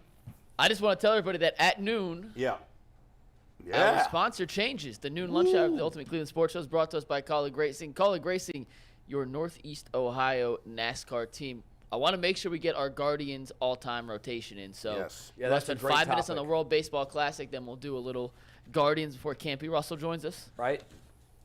World Baseball Classic. Yeah. Edwin Diaz, closer for the Mets. Right. Closer Who, for along with Puerto Rico. Clase, those were the two best closers in baseball last year. Head and shoulders above everybody else. And I think it's those two and then everybody else. It's a big drop off to the next guy. And the Mets are heavily relying on Edwin Diaz. Yeah. And they might not get him on the field this year. Yeah. I still haven't heard on the MRI. Well, they haven't. Yeah, I don't think there's been any news yet. But the fear is that he tore his ACL. So just watching it, yeah, I will tell you, and if you saw it, you'll probably say the same thing. Yeah. I know what a guy looks like when he tears his ACL. And that was it. it. The guy, Francisco Lindor and the rest of the Puerto Rican team, they were crying. His brother's on the team, crying. His brother's real on the tears. team. Now watch he how heard it fluky in the this celebration. is. This Here is when he heard it. It's just a benign little celebration. They're kind of dogpiling here. And then everybody's on their feet.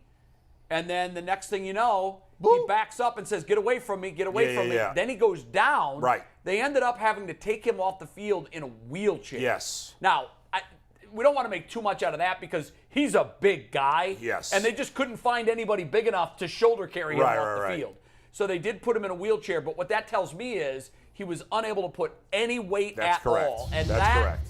To me, is either an ACL or it's an Achilles. I'll tell you, I haven't been locked into the World Baseball Classic, but I do think it's good for the sport. It's great for the sport. I think I saw something. And listen, that game right there felt like an October baseball First of all, Puerto Rico and Dominican Republic are two of the best teams. They right? are. DR was one of the favorites. U.S., Japan, Dominican, and Puerto Rico are usually the four of the best teams. Right. Well, the top three: Japan, U.S., Dominican Republic. Right. Puerto Rico. And then Puerto Rico's probably next. Yeah. And they one knocked of the off teams, the Dominican Republic, and that was a huge win over Dominican Republic. And we could poo-poo it all we want here in America. The American team cares about this. And all these other teams, there are fans all over the world. It's good for spreading the sport. You have teams in Israel now, Italy, one of the Eastern European countries has a team now. Czech Republic. It's unbelievable. England has been a big story in this tournament. China, South Korea, obviously. They're a decent team too, South Korea. But I think to say now we can't have the guys in the World Baseball Classic. This is a freak injury. It could have happened. It's unfortunate. Right. I don't think we should all now crap on the World Baseball Classic. No, a couple of things. Yeah. As a fan, I absolutely love it. I've been to some World Baseball Classic games in Miami, and I felt like I was at an international soccer match. They bring the flags. Yeah, it's great. They dance. They have the face paint. Now, I will say, you say that USA cares about it. The players care very much about it. Yeah. Your average American baseball fan doesn't care. And I know because I've done market research the last 2 weeks. I've been asking people, pumped about the WBC? What's that? No. What's that? Most fans don't even know what WBC stands for. Yes. The diehard baseball fans have said, oh, is that this year? Yeah. When did the game start? Well, the fans are oblivious to it. In However, America, yes. in Puerto Rico, it's like a World Cup. All these other in countries. In the Dominican Republic, it's like the World Cup, the Super Bowl. This is it for them. Japan, it's huge. It's like the Olympics. It's even bigger than the Olympics. But we don't give a rat's about it. Now, for those that have been following it, Mike Trout is the single reason that Team USA is moving on. Yeah. Last night, they beat Colombia, a Colombia team they should have mopped. Yeah. They won 3-2. He knocked in all 3 runs. Does Colombia have any? A couple They of do. them They got a couple have of major a league players. handful. Most of these teams have, at least a nice roster of major league players. Right, yeah. But when you look at the Team USA roster, to me anyhow, I look at it and say, yeah, we should easily be in the Final Four without even batting. Now, it's baseball, so anything can happen. You never know, right. But yeah, the guys on the bench, the American pitching staff is not amazing. No, it's not. But the lineup is so really here's why. good. I'm going to disagree with you. Yeah. I wanted to get out of the way that I absolutely love the WBC. Yeah. Because I do. That game last night felt like an October baseball game. It really did. Every at-bat mattered. It was huge. However, when I was in Goodyear, everybody there was like, thank God we don't have a lot of losses to the WBC. Oh, yeah, sure. I get that. And it's not that they're – it's twofold. One, you don't want them to miss the team bonding and the camaraderie and getting the work in that you're putting on their plate. Yeah. But the big one is the injuries. Absolutely. And it's mostly with pitchers. Yes. You just – at this time of year – to pitch high-stress innings are like 2 innings for your arm. And that's why spring training is such a gradual slow build. Yeah. Because there's no stress innings. You're out there throwing. You don't even really care about the results. You're just working on pitches and location. But if you put a pitcher in a spot like that, he can't not ramp up and respond to the atmosphere. They want it badly. Was it Max Scherzer that just said that the other day, that he would like to see it over the All-Star break, move the WC over the All-Star break because these guys are not in position. Yeah, but there's not enough time during No, it's tough. I read that too, and I thought, well, you'd have to take a month off. You really would. Yeah. You'd have to take a month off. If anything, wouldn't you be better to play it in November or something in warm weather places? At that point, though, everybody's checked out and they're done with baseball. It is what it is. We haven't had bad injuries generally. Right. Freddie Freeman did tweak a hamstring. There's been a handful of injuries. Yeah, but this is the first one that looks serious, and he may miss the season. And think of that's what it does to the disaster for the Mets. Now, if you were a Mets fan, now granted they've got a stacked roster, but they don't have a great bullpen. But in today's baseball, that's where I was going. In today's baseball, you're not winning a World Series without a really good bullpen. Yes, and he was the chess piece. Now, in fairness, Steve Cohen will spend whatever. Kudos to him. But who are you going to go buy now? Nobody as good as Diaz. But at some point during the season, Trevor Bauer. At some point during the season, there'll be a good closer that emerges on a bad team, and he'll go get him. Yeah, they'll do something at the trade deadline. There's nothing you can do about it. You don't have to panic right now. But imagine if this was if it were the other way around and it was Class A. That's a complete disaster. That would have been a complete disaster. Their closer now is probably going to be David Robertson, who's a nice pitcher, but he was a nice pitcher 5 years ago. Yeah, and he's still okay, but he's By the way, before we move off this, one thing: if you're a baseball fan and you're just now kind of getting up to speed of where we are in the WBC, this is where it gets good. Pool play is over. Yeah. We're down to 8 teams, and from this point on, it's all single elimination. When you watch, Team USA plays in Miami a couple days, I think. That game's going to feel like October baseball. There's going to be moves that are made. Yeah. There's going to be if you're a fan of baseball and you just love it, check out these WBC games over the next week. I love DeRosa, but I don't think he's done a good job as the manager. Yeah, I've read some criticism of some of his moves. Now, we have to understand something. It's a tricky spot. He's got a million voices in his ear about. And he's managing an all-star team. So. Don't use this guy more than 3 innings. Hey, y'all cold. I'm criticizing the manager. Hey, y'all like the world business. Y'all cold. Y'all cats is in it, bro. I commend y'all. Y'all be talking. Y'all will talk something under the table. They was like, yo, hey, DeRosa, I'm telling you, we need to look at some of the moves. I said, who? I didn't know he wasn't playing no more. Mark DeRosa, he's still living? Yeah. He's been on MLB Network for like 5 years. Give me your favorite line. No, DeRosa, he's not managing the WBC. He's selling insurance at Allstate. Yeah, listen, I think I don't know what he's doing now. I thought he was. He's a Jiffy Lube. Good gracious, man. Yeah, well, Bull and I, and Jason too, but we do need counseling. Yes. I love it. For more than one thing. But I will tell you this, though. I will say this. Hey, the people that don't need counseling, well, some of y'all in the chat do. Some of y'all in the chat, you need counseling, but we love you as always. So let's talk about these memberships. Yes. Listen, man, we've been balling. We had like 76 the other day. We got people gifted memberships, $1.99 a month, loyalty badges, and the custom emoji is out. G. Bush. I don't know what is this the surprise The G. Bush? confused G. Bush. Confused G. Bush. Oh, it's the confused. Do we G. have Bush. that where we can show it? Can we show that confusion? No, they don't got that. That If makes you too got much the sense. confusion, go ahead and spam the confusion G. Bush in the chat. We always love it. And we got the members only posts. And I'll be in the chat all the time. Let's get to these starter tiers. Hey, listen, less than $5. I like that what they told me to copy. You always, when you read something, you give them the lowest. It's less than $5. Yeah, instead of $4.99. Right. Yeah. Right. Yeah. It makes Another it- good one is for less than 20 cents a day. That you'd be like, wow, I could really do that. I could afford that. All starters tier perks, you still get all of the stuff like that, and you get the best show moving. Our overtime content is better than somebody's regular content, really. Like I be listening to some of y'all segments on the radio, them is throwaways. Come, you can at least look at my face. You can we talk about everything, and we answer your questions too. So you get discount codes on merch and much more. And guess what? The free thing is always jumping. If you ball it on a budget, it don't cost you nothing to hit that subscribe and the notification bell. And likes are always welcome. Them is free. You're quite the salesman. Well said, G. Bush. You're quite the salesman, my friend. Likes are free. And just a reminder for one more time that Colleague Racing is the official sponsor of the 12 o'clock hour of the Ultimate Cleveland Sports Show. Yeah. And also the official NASCAR team in Northeast Ohio. We should get a little. I like sounder. that. A sound. Yeah, the it should NASCAR come sound. on, and then We got to That would be spice it good. up, man. That'd be dope. They're huge friends of the show. We got to do them right. Yeah. And I want a racing jacket too. I'm gonna go back. You know how Diddy and Make sure had a racing car jacket, so I'm gonna get me a Colleague Racing. I don't know if they make those pit stop onesies. I gotta get like a 6X. Now. 6X. I want to see No, that. they don't make the driver suits in anything over than medium.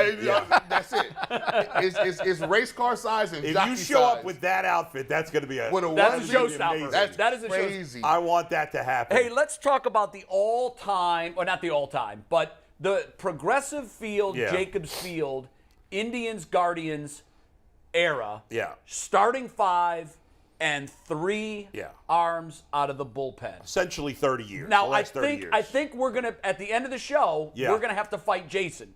Because I have Mesa in my bullpen, and I think you do too. I think I put him as an honorable mention. You can't have it. Okay. I don't I'm remember taking now. it. I can't We're remember. going to start with Bull and go around the horn. So, Okay. Bull, this Yes. is your official 8-man staff Okay. for the Did I have Guardians Mesa in there? Indians No, I combo. left him out. And he's an Idiot. honorable mention. Steve, you can take Man, tag word he for had it. some Okay. moments, guys. So there we go, guys. There's my rotation. I got Corey Kluber pitching game 1. Yep. CC go with the lefty in game 2. I did only go one lefty. Shane Bieber goes 3. I was Carlos Carrasco was definitely going to be. He was my number 6. He was your 6? Yep, he was my I had 6. him 4. The thing with Carrasco compared to some of the other guys I was thinking about is he never really had a Cy Young caliber season. Right. But he was very good for a longer He time could than win a you lot of 15 these. games. Yes, you know? and as a 4th starter, love it. The 5th starter was the toughest. I considered Cliff Lee, who obviously had that Cy Young season, but in the grand scheme of things, he didn't have that many good years for the Indians, right? He had the great year. How you not put a man with a Cy Young on the list? I know it was a tough call, but Charles Nagy No, listen. I know. Nagy's on my staff, too. was a very good pitcher, ate a lot of innings, and pitched for the Indians for a very long time. I thought he deserved recognition as the 5th starter. It was tough leaving out Cliff Lee. And who else did I leave out? Well, that's the big Bartolo one. Colon was the other Oh, guy. Bart you left. Bart Yeah. Colin, I left him out too. So there you go. Did you have my relievers out there too or no? We do, yes. You go back to tag word, Okay. Steve. So there's my relievers, guys. Now, here How was was Clase on there? okay. Now this was tough because Clase's only had 2 seasons for the Guardians. Yeah, well, which is why he was Which immediate dismissed for me. I was like, I shouldn't put him on there, but here's the thing, okay? I was looking over all the he was so good. Has any pitcher outside of Andrew Miller or Corey Kluber been better over a 2-year stretch than Emmanuel Clase? For the Indians in well, 30 years. I mean, Mesa had like 50 saves and 40 saves in back-to-back Saves, years. but he was never as dominant as Clase. Never. well, Borowski had a bunch of they're saves. both They're both reliever. They're both closers. I know that, but there's other stats besides just saves. I know, but I can't do it. I can't give it to someone who's only done it for 2 years. That's fair. I mean, that was right. Is he better than Mesa? Yes. And I considered, but I can't. I considered not putting him there because it was only 2 years. All right, I understood that argument, and it was. But in the end, I decided that in these 2 years, to me, he was way better than Mesa ever was. No, even though Mesa no, that's not true. Yes. In 1995, yes, Mesa was 3-0. He was unhittable in '95. He was the I think that was the best single year I can remember by a reliever that I watched regularly. What year? What was his ERA that year? I don't remember off the top of my head. 1.13. He had 46 saves. He was, to your point about being unhittable, he had 49 hits allowed in 64 But that was innings. 1 year. He was never dominant. I said none. I was wrong, but nobody ever had the 2 dominant years like that. Well, Not to that degree. McNuggets, they opened the door. In 96, he had 39 saves. And in 97, his ERA was 2.40. Emmanuel Clase below 2 years in a row. This is gonna Yeah, be easy, but I gotta do it. I gotta give it to. That's Mesa. fair. Go ahead. They overthought Jason's up it. They next. overthought it. The baseball savants overthought this. Well, one. I just needed more than 2 years. That's all. That's fair. That's all. Go ahead, Jace. Well, I'm in agreement with Bull on the relievers. I got Clase on there too. Wow. And part of it is maybe projection. Yes, I think that What a factored in. horrible I picture. wanted to do projection, but I reread the email and it said in all caps, only what they did And that's during fine. Cleveland. And that's fine because those 2 years that he's had, I think Clase, when he's done here, is going to be the best reliever the Indians have ever I had. hope so. Yeah. And I was excited when they made the trade for him because of just the splitter in the way, because we're fancy baseball lunatics, and I knew about him in Texas. Yes, It's like, yes. like, listen, I don't want to sound ridiculous, but like this is a Rivera type of cutter that this guy throws. absolutely. And we've sort of seen that blossom here. So Clase, Miller, and Allen. So the only difference for you is you had Cliff Lee I mean, instead of. if you win a Cy Young, you're on my team. Yeah, that's fair. So those 4 were easy. Nagy was actually very league averagey over the course of his career. He was, but to Bull's point, you knew he was going to chew up innings, and that's invaluable. You need a guy like that on your staff. Yeah. But he also had like 3 or 4 all-star caliber seasons. Well, I talked to Zach about this last night, and Yeah. I said, like, listen, we're doing this exercise. What do you think? And I said, I really want to get Cologne on there. Cliff Lee really only I thought had 2 about good Cologne years. too. I really wanted to get Cologne on there. Yeah. And I like Nagy, and Zach made the joke. He's like, Nagy was great in like 89, 90, 91, or 90, 91, 92, whatever it was. He said that everyone started taking steroids, and he was still throwing 87. Yeah, no, that's what he was. He was not a hard thrower at all. And so I love Charles Nagy, but I just couldn't justify That's fair. putting him over. So I got 4 Cy Young winners, and I went Carrasco over Cologne. I really wanted to put Cologne on there, but I went with Carrasco just because of longevity. Right. He was 11 years here.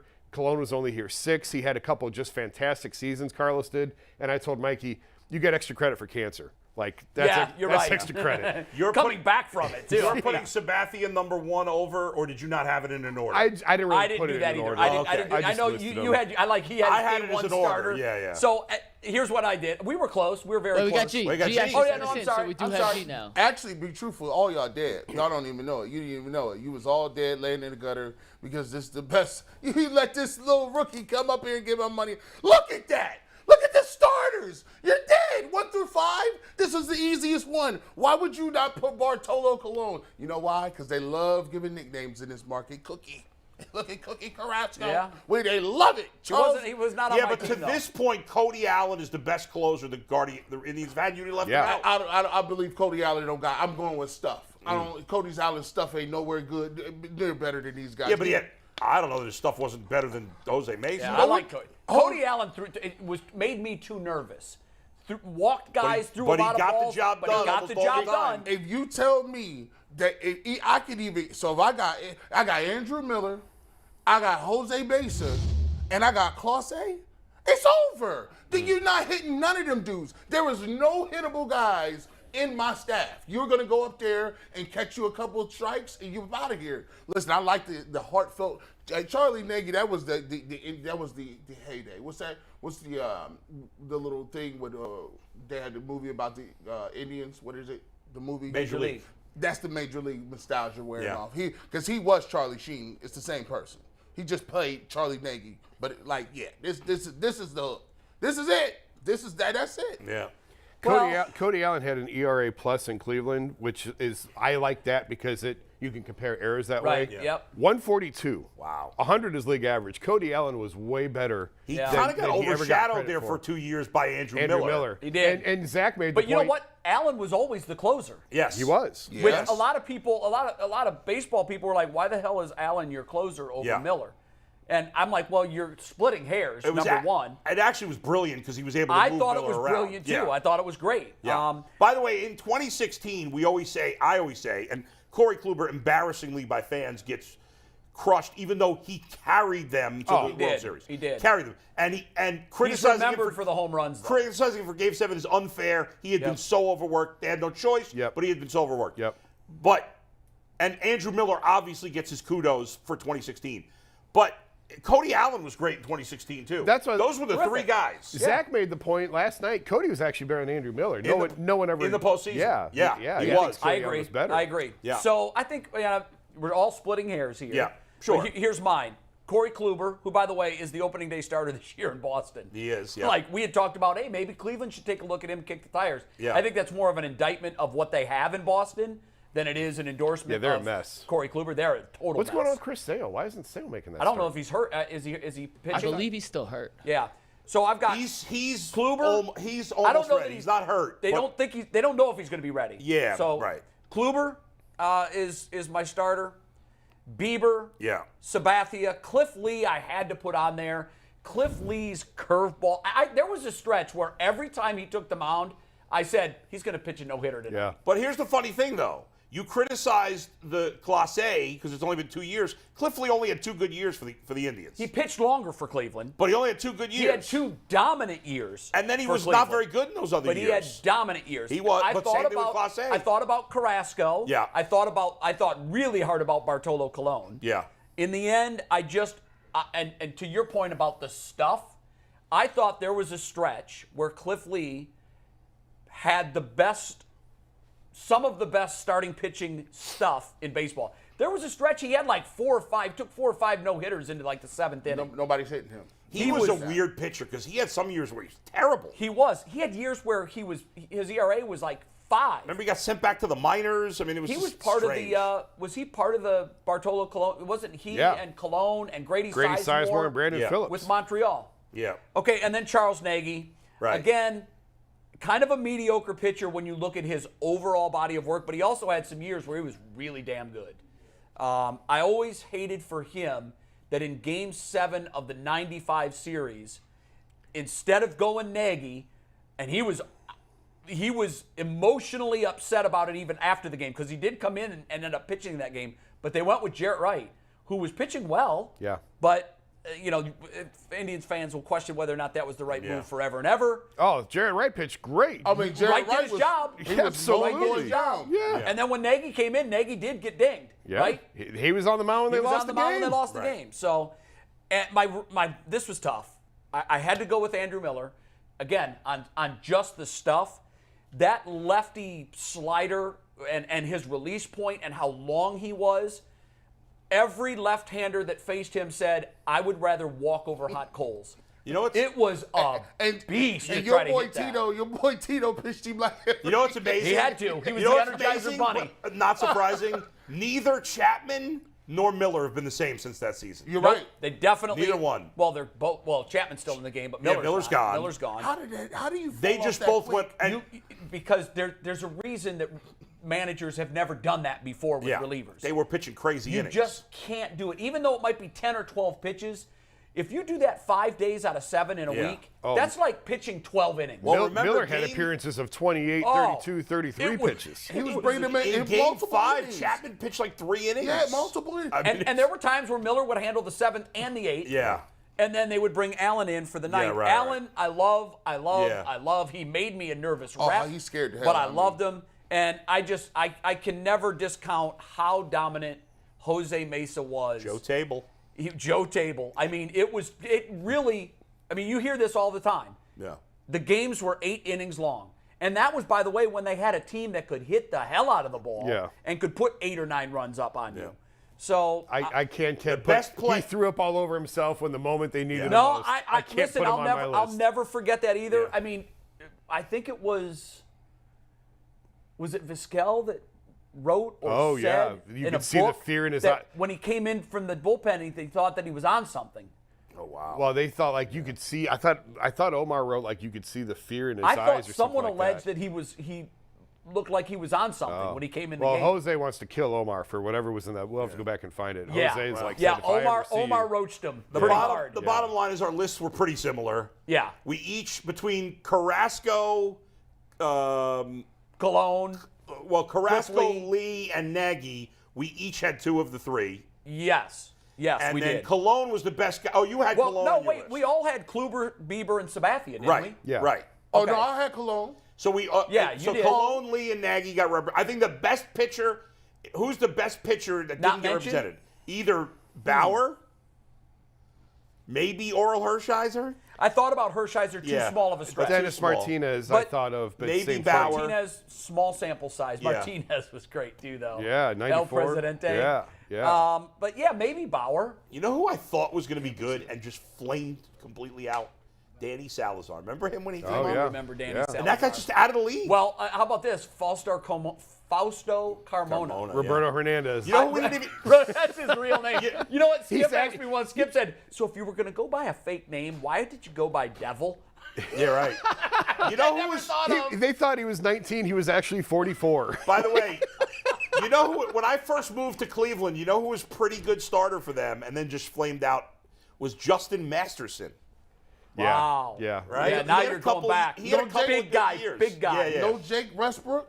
I looked Jake at him. Westbrook but had some time too. and he was his overall numbers were Relief very pitchers league average. who were Josh Tomlin was another guy that I Yep. thought was going to have a much higher ceiling. He just didn't throw the ball. Josh very Tomlin's hard. like a poor man's Charles Nagy. Paul Yeah. Ossenmacher. You know what? I looked at Ossenmacher Oh, because he was Ossenmacher. unhittable I was as looking a at lefty Doug Jones, reliever. but then as I realized he didn't really pitch this was a fun progressive. exercise because, It like, was. Danny Baez, I hadn't thought of Danny Baez Danny in 15 Baez. years. Who's the guy they got from the Colorado Rockies? No, Shaw. Ubaldo Jimenez. Oh, yeah. Ubaldo. And Brian Shaw had 2 stints here. Sure But did. like as Yeah. much as we remember him for giving up big hits or home runs in terrible spots, Yeah. that guy could kill Overall, innings. he pitched pretty He well just- here He for- just He just had a 8 rubber arm. innings. Yeah. 80 appearances. Like, And then when he came back, he had developed this. All of a sudden, the guy was like throwing major heat, which I don't think we ever saw from him the first time around. But We when he need- came back, he had a We great need to do this for fastball. the lineup. Oh, we are. Don't Oh, worry. yeah, We're going that'll to be do fun, an too. infield and an outfield. We're going to split it into I mean, 2 okay, days. just before we go, Yeah. One that's was going to be really tough. Do you want Carlos Baerga or Robbie Alomar. Robbie Alomar or Kipnis? Kipnis? I mean, we've had some really good second basemen. Alomar. Kipnis just is not even slam but dunk. wait, before you go that far, Kipnis is almost first in every major category in Indians Well, he history. played He was longer here than those forever. guys. He was, but that Yeah. I mean, I'd take Robbie Alomar. Now- Alomar was special. Third base is kind of hard. Especially when you factor in defense. Tomei or First base Ramirez? is hard, too. Well, Tomei didn't really play much third. No, but he I came can't- up as a third I can't baseman. put him at third, though. He came up as a third baseman. Matt Williams. Yeah, but he Yeah, wasn't, but he Only wasn't here long for enough. long like enough. 1 year, literally. And 1 year. Ramirez is like Yeah, I think he's got that on Jose lock. is on a Hall of Fame track. Center field. It's got to be Lofton. Lofton. I'm going Miles Straw. Grady Sizemore, one of the all-time sad stories. Yeah. If he for could have stayed Indians healthy, in team he could be in history. that Makes conversation. So I good. mean, Hafner, if he could have stayed healthy. Hafner had So some I big guess years. I guess like I can say this now. I leave tomorrow Oh, yeah, I can't wait for this. for spring training, Yes. and when I land, I'm driving to Albert Belle's. No way. I've been meaning to ask Yeah. you about that. So- So you have the interview. I have. Is he going to let you video record this interview? We haven't talked about that. We haven't gotten that far. Please but- do it. But even if it's just an iPhone on a camera Bro, tripod and a 2-shot the Yeah. whole time. By the way, something to note, if Albert Belle kills Jason, then Zach Meisel's going to write the Zach's story going to write the Yeah, obituary. okay. Bro, because I texted him last night and said, if I show up missing or if my head comes back in a box, Do you, you want know where to to share look. how that negotiation went? Like how you landed this interview? Because the Guardians have been trying to get him to do something doesn't do for anything. years. When they ask him about this, when they finally put him into their whatever Hall of Fame Yeah. or whatever it was, they tried 3 straight years. Curtis was telling me this story. I can't do it. I can't do it. I can't do it. I can't do it. Finally, on the 3rd year, he agreed on a date, then backed out. So they said, Albert, we're going to do it. You got to go in. Yeah. If you want to be there, this is what it's going to be. He didn't show up. So it's going to be, I think it's the most sought after interview of a Cleveland sports star that we've had in the last 40 years. He's been my white whale. Yeah. I've chased him. I don't know if he's got girls. I don't know if he's married. Yeah. What was your relationship like with him? None. He has children, None. right? You mean he said, So how he did got women. He's a girl dad. So how did you pull this off? I got his number and I texted him last year when God, I was I out wish there I for could have spring done that. training. And I said, hey, introduced myself and said, I've wanted to write about you for 20 years. Like, will you sit with me? I want to do a profile piece on your career. And he said, like, I think his first response was, how did you get my number? He pulled the Aaron Rodgers. Yeah. Lose my number. Yeah. Was he cordial in your conversations? Was he Yeah, angry? I mean, it's all text. I haven't spoken to him on the phone or anything. It's all been through text. that's crazy. And I said, like, where did you go? Like, you've disappeared for the last 20 years. Where did you go? He said, I haven't disappeared. I just don't need baseball like so many other retired players do.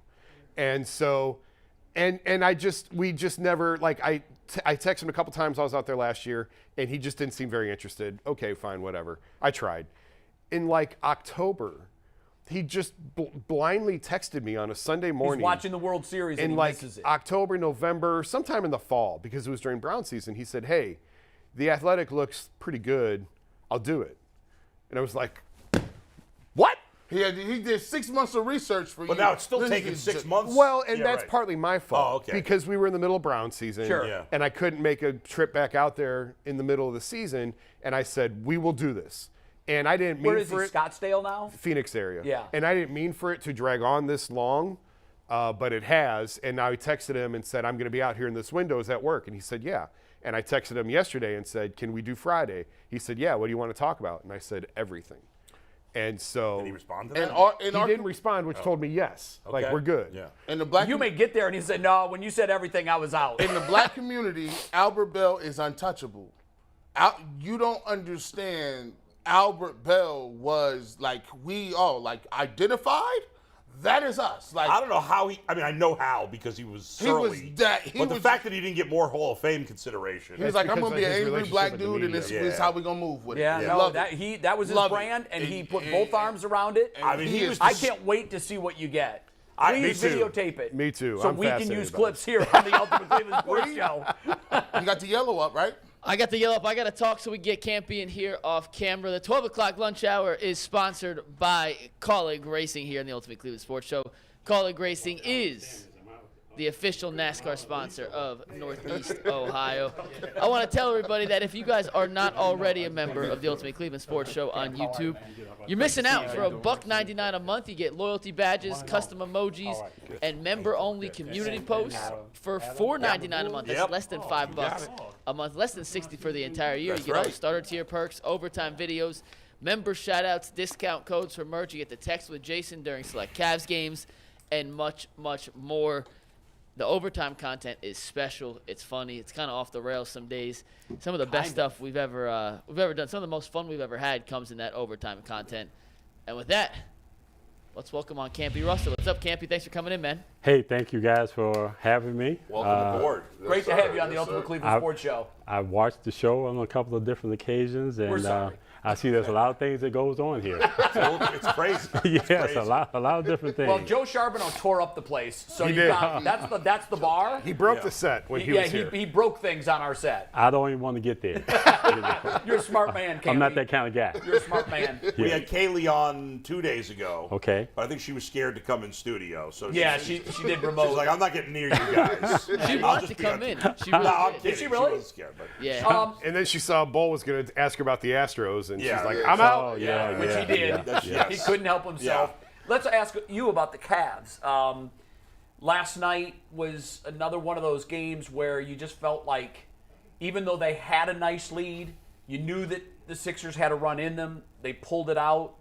It kind of feels like though they've made a jump, they're still not quite in that elite bubble yet. Does it feel that way to you, or am I wrong? They are a team, in my opinion, that is on the move up. You know, a lot of times people want to put a team somewhere that they're not really ready to go. Yeah.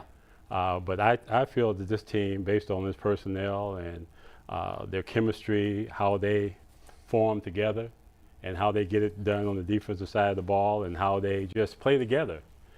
Definitely has a lot of space to go up. But I just think we all have to just kind of go along with the ride. I think a lot of times people want to stick somebody somewhere before their time. So we need to be patient. Oh, absolutely, because this is a young, up-and-coming team that has a lot of great personnel on it, and the biggest thing they have is chemistry amongst themselves, and that's a key factor. This is, correct me if I'm wrong, it's the second youngest team in the league. OKC and then Cleveland, I believe. Yes. Well, it could be either way. So when you look at that, it's amazing where they are. But I feel like the Donovan trade sped up the clock for a lot of people. Once you make that move and you push your chips in, now the clock's running. So how do you balance, oh my God, look how young this team is. Look how much ceiling they still have to go with. Well, they've got the superstar here. They've got him 3 years under control. We've got to do this right now. Well, so you're asking me what? How do you balance those two? It's the youngest team in the league, but now you've got the superstar here. Well, the only thing I was really talking about, is expectations. I think everybody wants you to go from right here to here. And there's a process. You have to go through that. And when you pick up a guy like Donovan, all of a sudden, people are looking at it and say, well, why aren't we here? But it's a process that you have to go through in terms of getting used to each other, just going through this process. And I think that's the thing that everybody has to understand, that there is a process that we have to go through, and they're on that road. And I believe that we're going to get there because of just the overall talent that we have. And Coach Bickerstaff has done a great job with this basketball team, and we have the personnel. Yeah, it looks like they're going to finish as the 4 seed, right? They're pretty much locked in there with 10 games to go. Who will they play in the first round? Could be the Knicks, could be the Nets. Do you think that one of those teams is a better matchup, or does it not really matter? To me, it's the way I play, the way this team plays itself is whoever's in front of us, that's who we have to deal with. Whether it's the Knicks or whoever that other team may be. But the attitude has to be all about, we are a very good basketball team in terms of the Cavaliers, and that they have the ability to beat anybody because they've been doing it pretty much all year long. Even some of the the Boston Celtics, the Philly. Right. We have played well all year. What do you make of the disparity, home and road? Is it just that they're young? Because they've played so great at home, they've really struggled on the road for the most part. What do you make of that? A lot of teams struggle, on the road. Yeah. And I know we can look at this team and say, well, if you're as good as you say you are, why you struggle on the road. But, the road is what it is. You're going to go there, and the other team is going to have their fans there, and now you got to overcome all that. But at this particular point, the Cavaliers are doing a good job of playing, whether it's on the road or at home. Particularly at home, they're really good. Yeah. And like most young teams, even the team that I played on years and years and years ago, we were very good at home too. And we was not necessarily a young team. But that's just the nature of sports, is when you're on the road, it's a 50-50 thing. When you're at home, the percentage goes way up. Campy, when you look at it, you said the team is very talented. They got all the roles. They got the closer. They got a young point guard that can deliver. Evan Mobley is showing more offensive ability, and he's been, as of late, been putting up some bigger numbers. What is your expectation for the playoffs? A lot of people say, if they win a first-round playoff series, a lot of people will say, we'll take that. Or do you think that the Cavs have a little bit of a deeper run in them when it comes to facing possibly the Celtics or the Bucks or the Philadelphia 76ers in the second round? Well, for me, I think you just got to take it, like the old cliche, one game at a time, one series at a time. I don't think anybody can come in this thing and say, with the maybe exceptions of maybe Boston or Milwaukee, those teams are up there.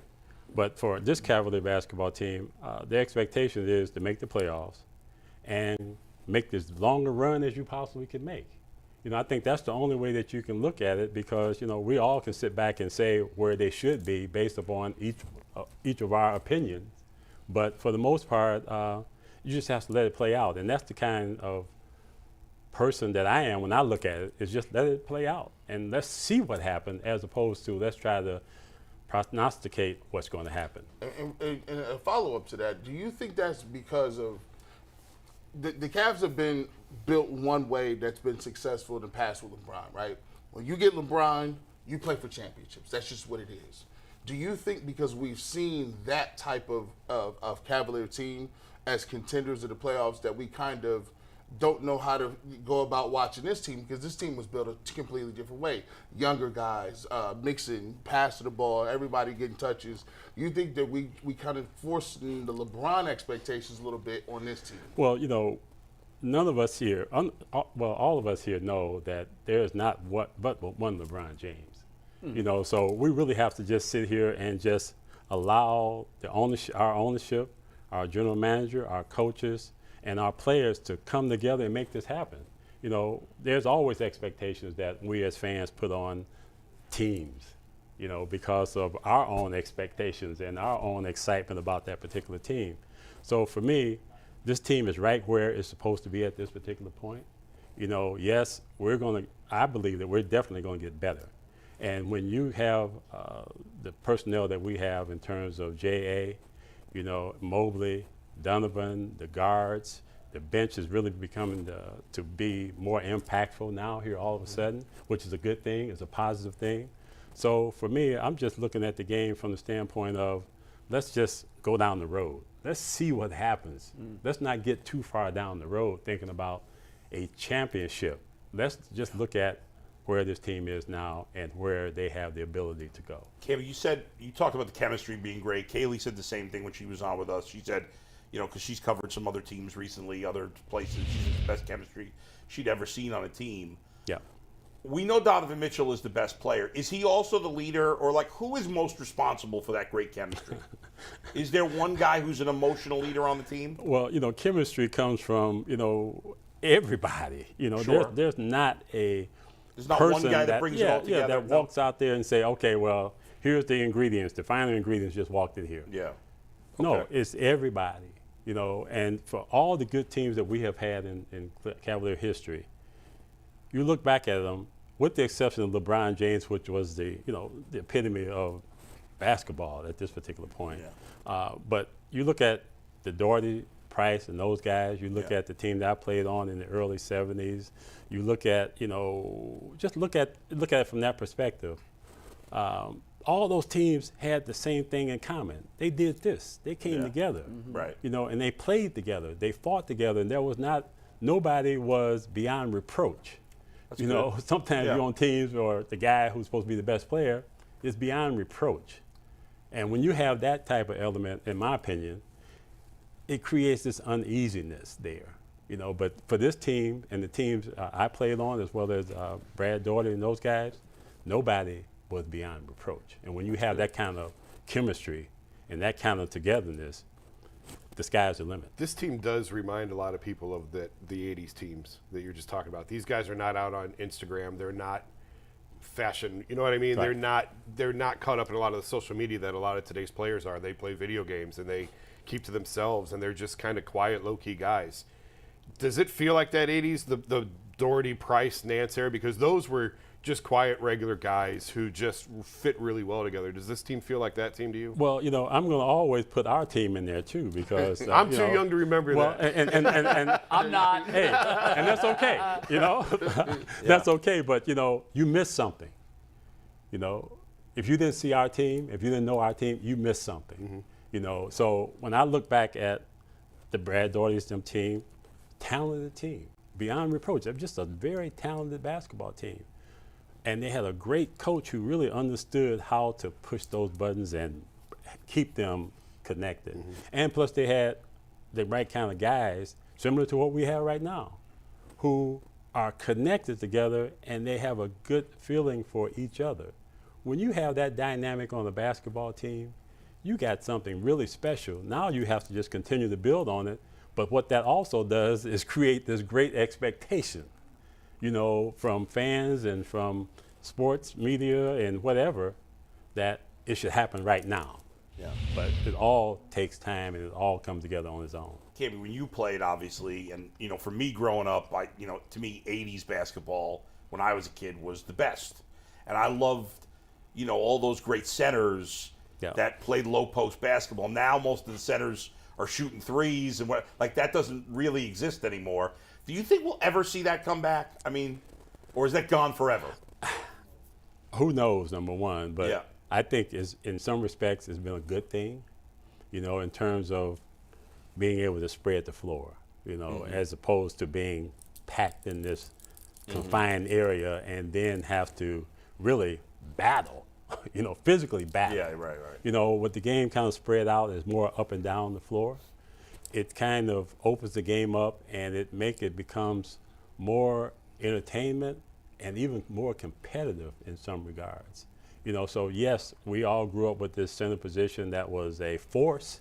Yeah. And we still have some centers in this league that are forces. We saw one last night. Yeah. And they got one out in Denver. Yeah. And they have some young up and coming centers as well. So I just think that, what has occurred has been for the good as it relates to the NBA. Well, let me get to this. This is the most important thing. See, we talk about basketball. Basketball's cool, but I really want to get drilled down on this. See, you in Austin, my mom always points it out. Shout out to my mom and dad. Y'all come on the screen, y'all be sharp. Y'all be crisp.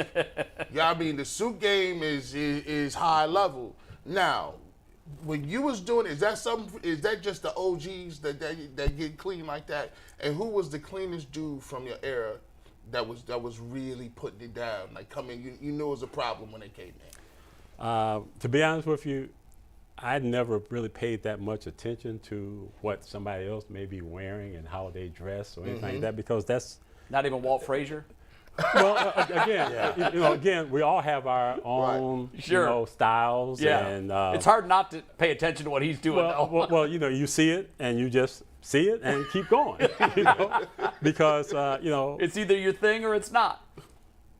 There it is, right there. Yep. I get it. That's it for the most part. No, I get it. But to your point, it's never about any competition. It's never about anything. It's about our own personality. We can have 5 of us sitting right here, and we all dress different. We do different things. So to each his own. Yeah.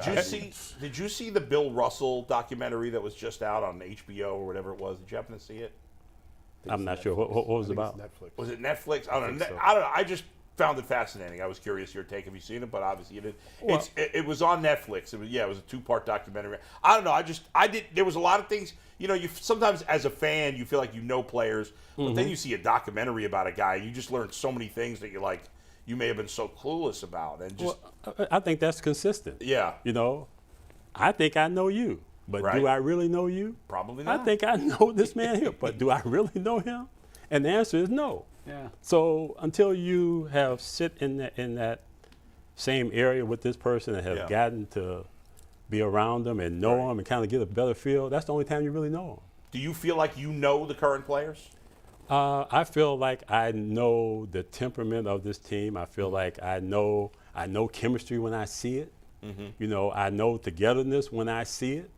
Because any kind of team, any team that I have been on, maybe with the exception of one team, and that was my last year in with the New York Knicks, where I saw the chemistry was not there because there was no synergy between the players. Right. But when you see the synergy and you see the togetherness, it's so visible that you can't deny it. You can't deny it that it's not there. And that's what I see with this team. Of all the phases of the game, Campy, which makes this Cavs team most vulnerable? In the playoffs, when you get multiple games against an opponent, they look at what you do and they find your weakness and they try to exploit it.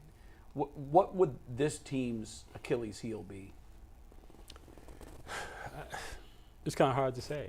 Is it three-point shooting? Well, no. I mean, three-point shooting is like 2-point shooting is like it's going to come and go.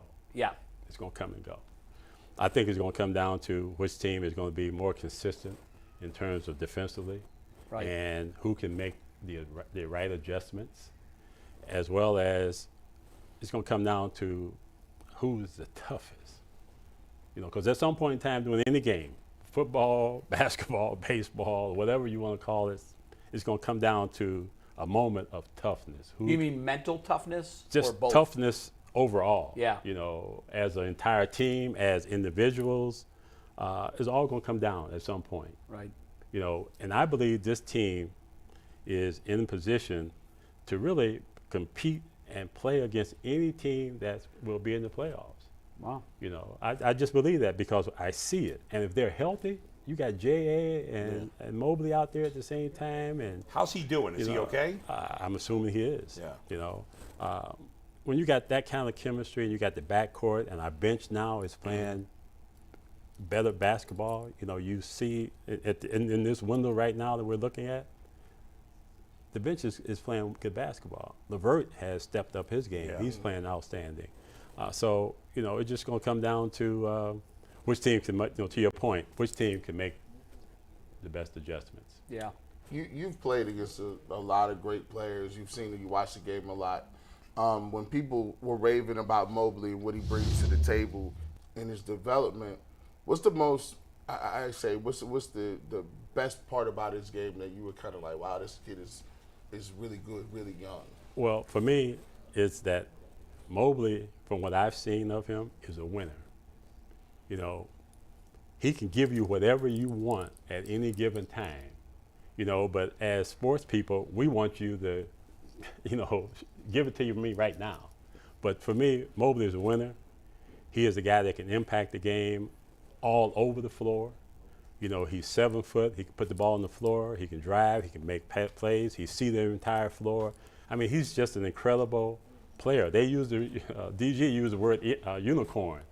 And if unicorn means unique, that's nothing that you see very often, that's who Mobley is. Yeah. And that is the impact that he has, the ability. And he's only going to get better, you know, as he matures, understand where his game fits within the grand scheme of things and how he can take over a game in certain situations.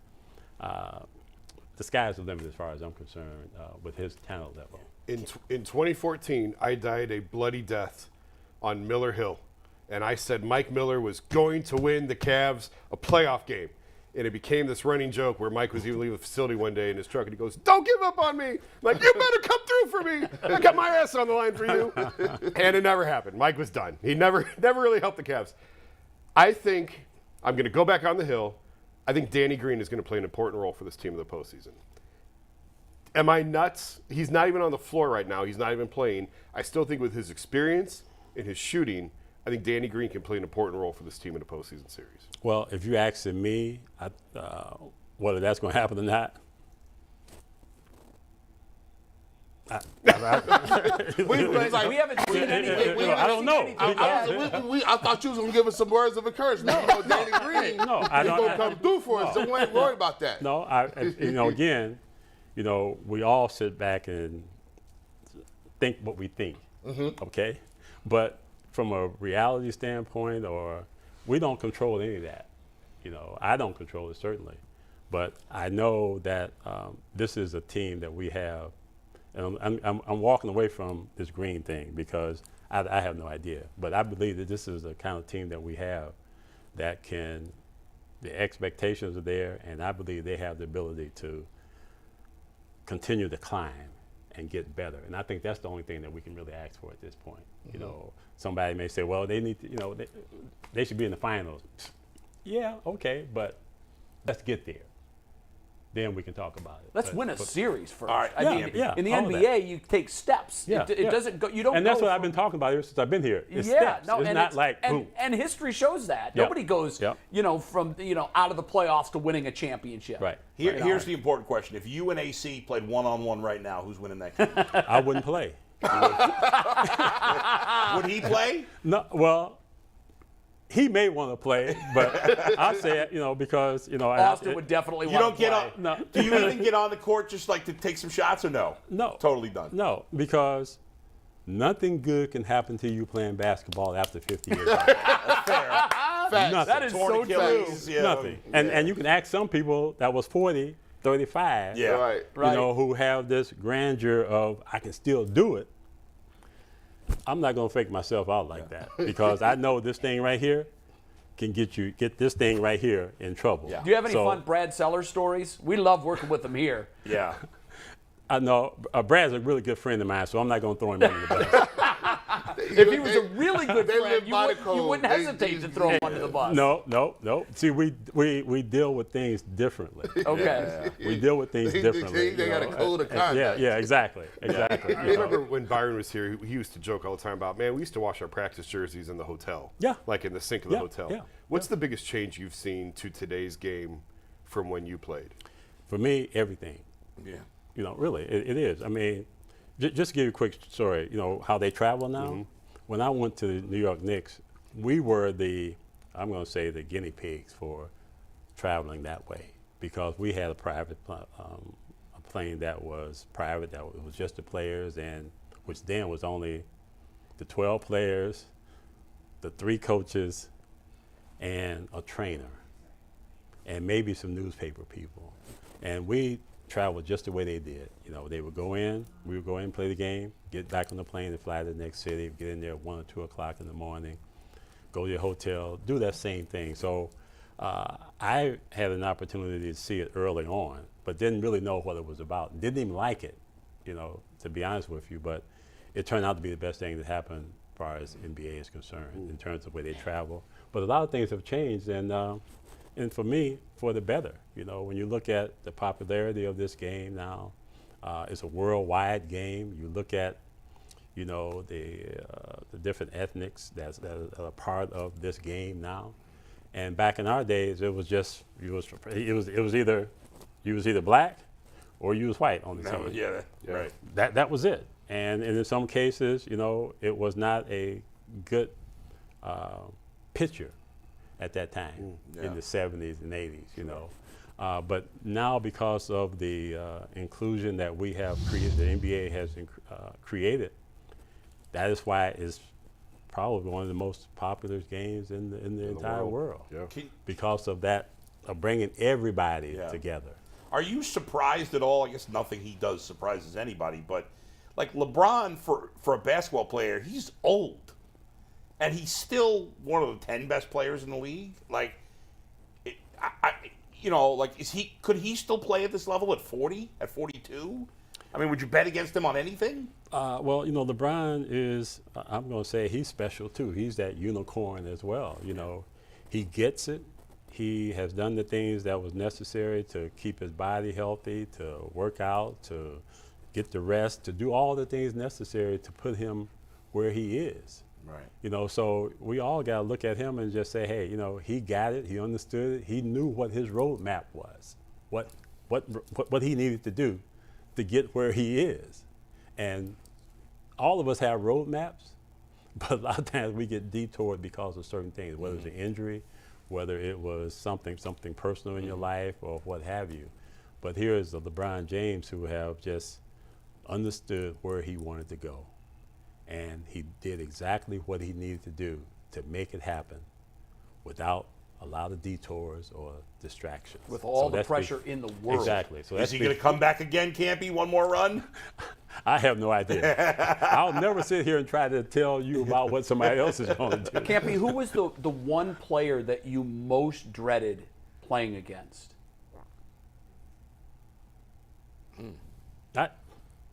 I don't think there was anybody that I'd have dreaded playing against, because, I'm your toughest matchup. Then I compete. Sure. And I think I create just as many problems for them as they're going to create for me. Right. So who was the most fun to compete with? Well, like, there was guys that I really enjoyed playing against, and that was one of them was Rick Berry. Right. And the other one was Bernard King. Oh, that was good. Those guys, they were competitors. They played with a lot of fire, and you knew that you had to bring your game too, because you're saying, hey, I can do this too. Right. Don't judge us, Campy, but the basketball player of the group is McNuggets, our producer. All 5'6" of them. He played D3 hoops. Yeah, and he could shoot the lights out. So he's got a question for you. 5'6" was insulting. I know. Yeah. I knocked it down a few inches. But yes. If you had a 2-on-2 matchup, the two outside chairs, Jay and Bull versus Jason and G in the middle, who's winning that 2-on-2 matchup? How is he supposed to get that answer? That's an impossible question. Well, I did go to Well, we got a big man to fill it up. I went to Camp McKinley High School. I played basketball. I can't play basketball. Camp McKinley, so I'll take G. I'll take me and G. Yeah. I'm just going to feed into G. Can I take G? I'm going to use the eye test here. Okay? Yeah. I'm just going to keep it real simple. I'm not going to get into nothing because this is all sight unseen. Against Jason and Jay. Who's this now? Hey, listen. I said it should be me and G. The two big guys versus the two. Yeah, I like our Jason. chances. We'll get up and down the floor on you You guys. know something? I'm going to take you two guys. Yeah. In that matchup right there, Yeah. because Physical. I know both of you have sense enough Yeah. to say, hey, look, you stand out here and let me stand here. Yeah. Neither one of them can move us. And by the way, You're right about that. Because they can't move us, That's right. we're gotta gonna be able to beat body their them. butts. Right. I'm with you. I've retired. I ain't touching nothing of football, of baseball. I got you. Nothing. I ain't even running. His ACL tore a little bit just listening to Yeah, that just- conversation. Campy, it was great to have Thanks, you in. Campy. Well, thank you guys. Enjoy Thank you, this this run here, the last 10 or so of the regular season, and then into the postseason. Playoffs. Yep. Whatever that should be. The great Campy Russell on Yes, the Ultimate sir. Cleveland Sports Show. Overtime is next for us. We'll see you right back here tomorrow. Peace.